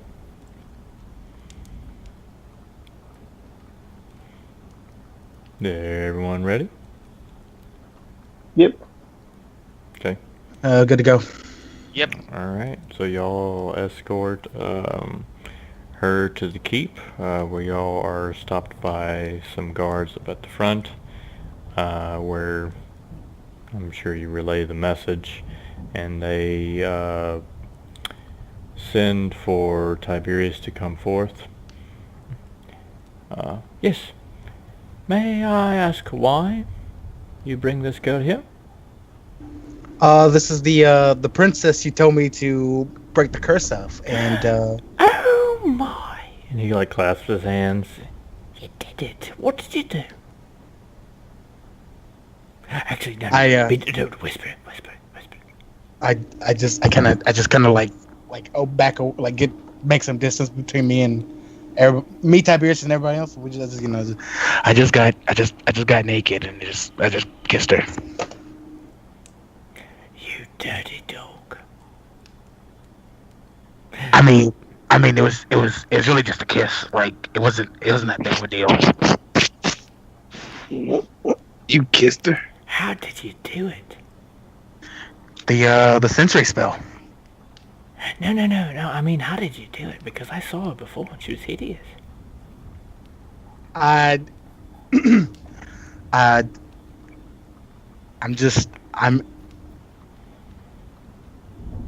put my emotion into it.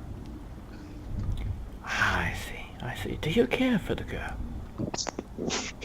I mean, she was much more friendlier before, so it was a little easier to do it. Interesting. Very well. Come forth. I have summoned... well, not summoned, I can't do that. He's the king. Well, I have told the king of your... of what you... Well, you know, I told him that you wanted to seek an audience. He has accepted. Please, come forward.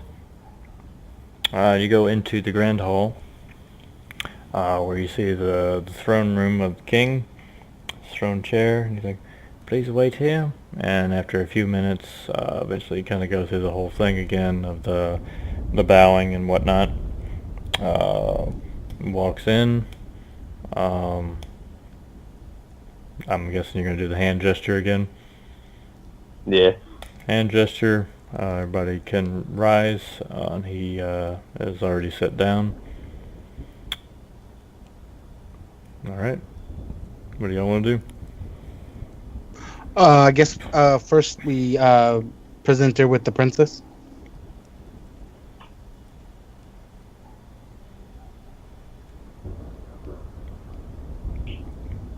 And we fill him in on we broke the curse, and maybe it's probably a good time to take her back home. Then I offer my services. So you want a journey to take her back?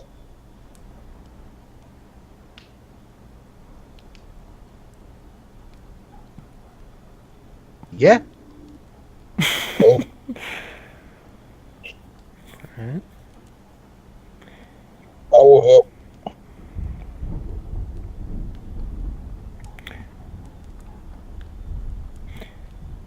And Tiberius looks at the king and then, We believe that this is the missing princess of Palfrey that went missing upwards of almost 10 rotations ago, sir.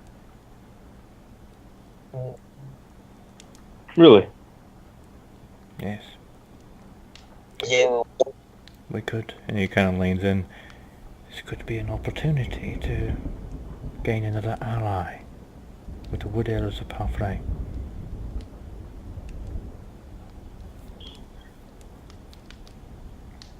I agree. We will arrange your transportation to Palfrey.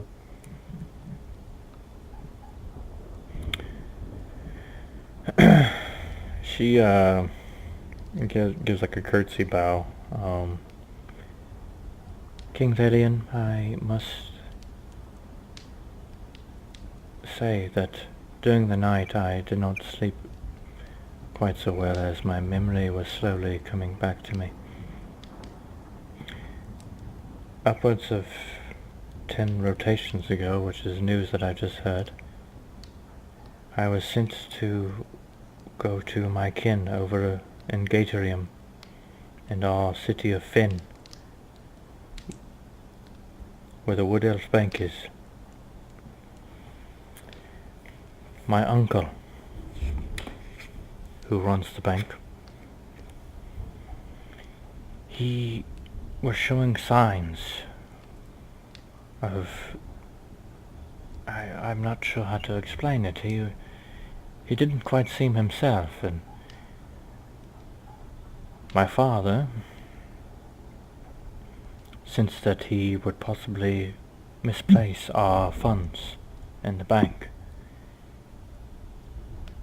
Now, as you know, King Thalion, that we are in constant, which I don't know how it is now, but in my time there was much trouble with the dwarves to the south. We need these funds just in case of war. Have you heard of anything of the Elves and Dwarf War? I turned to Tiberius. There is still constant tension between the continent of Ulel and Palfrey. The dwarves also control that of Sorwalloch to the eastern lands of Palfrey. They, to our knowledge and our intelligence, they have not moved to Palfrey at all, although tension rises.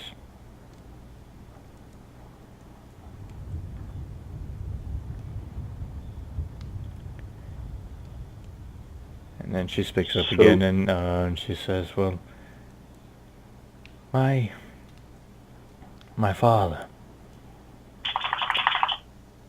wanted me to go and speak to Novial of Finn. He's set to control the World Bank. Is that still the case? And Tiberius nods yes. I will leave it up to you with where you would like to send me, where, but that was my mission long ago, and I have no way of knowing whether or not that's still an issue.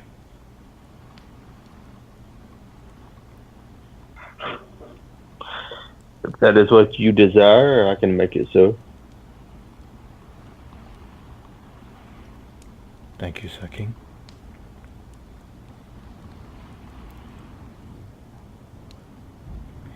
If these people are willing, they have helped me to break the curse. I wouldn't mind having them along for my journey.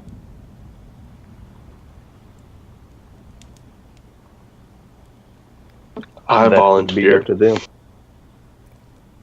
Well, Makar has volunteered. Gnu? Yeah, I'll go.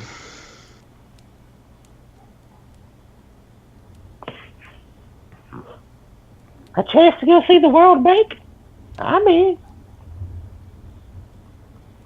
Yeah, why the hell not?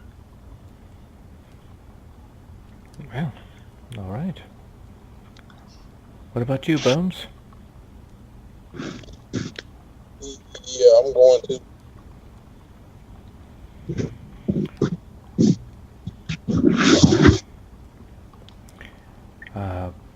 King Thalion, would it be, probably terrible for me to ask, but would it be okay for a ship to be lended to us to travel across the sea? I'm sure we have several merchant vessels traveling to Ventura. I'm sure we could arrange passage. Thank you, Sir King. That is all I need. I will make sure to tell my father of all that you've done for me. Safe travels, Princess. She gives another bow and begins walking away.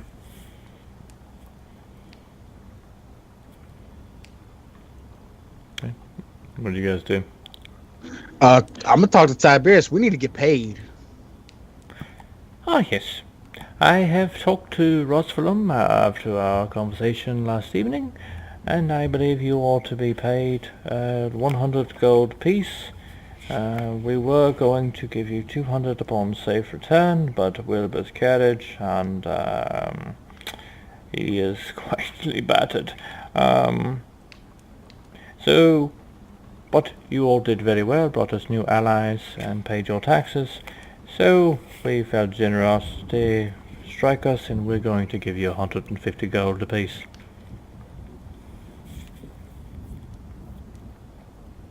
All right, agreed. Thank you very much. All right. I need to send a letter to the tribe explaining that the king wants to meet to work out a deal. Okay. I forgot to do that. Okay. Tiberius can get a raven sent out to, as long as you give him like the location of that, he can actually send it out that way. Raven email. Yeah, okay. I'll provide him everything he needs. Okay. Alright, so they get that sent. Afterwards, you guys hear some commotion out in the town square.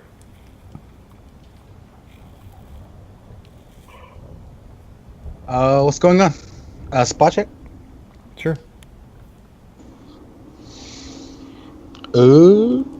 5. Alright. You see a big crowd gathered up in the town square. I got a 19. You see the crowd gathering around, and along with that you see a person holding a big ginormous axe and someone that is tied up standing on the stand.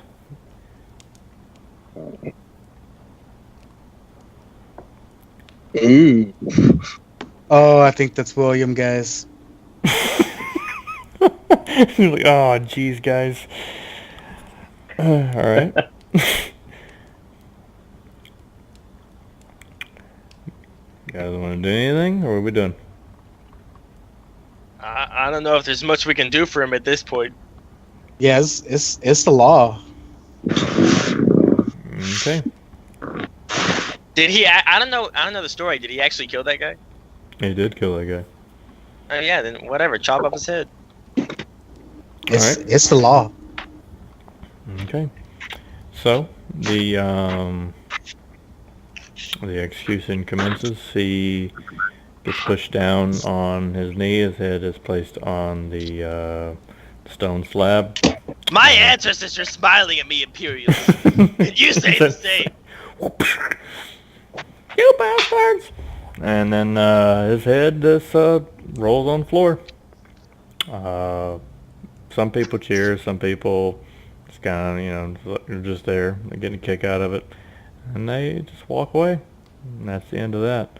But Wilbur is left crying, and that's where we're going to end tonight, I think. Awesome. Poor Wilbur. He got that brown end of the stick. He did. He did. Alright, so Nate, do you want to explain to Nelson why that guy murdered Theobald Greenwater? Yeah, so my character is a kobold, and kobolds and gnomes absolutely hate each other.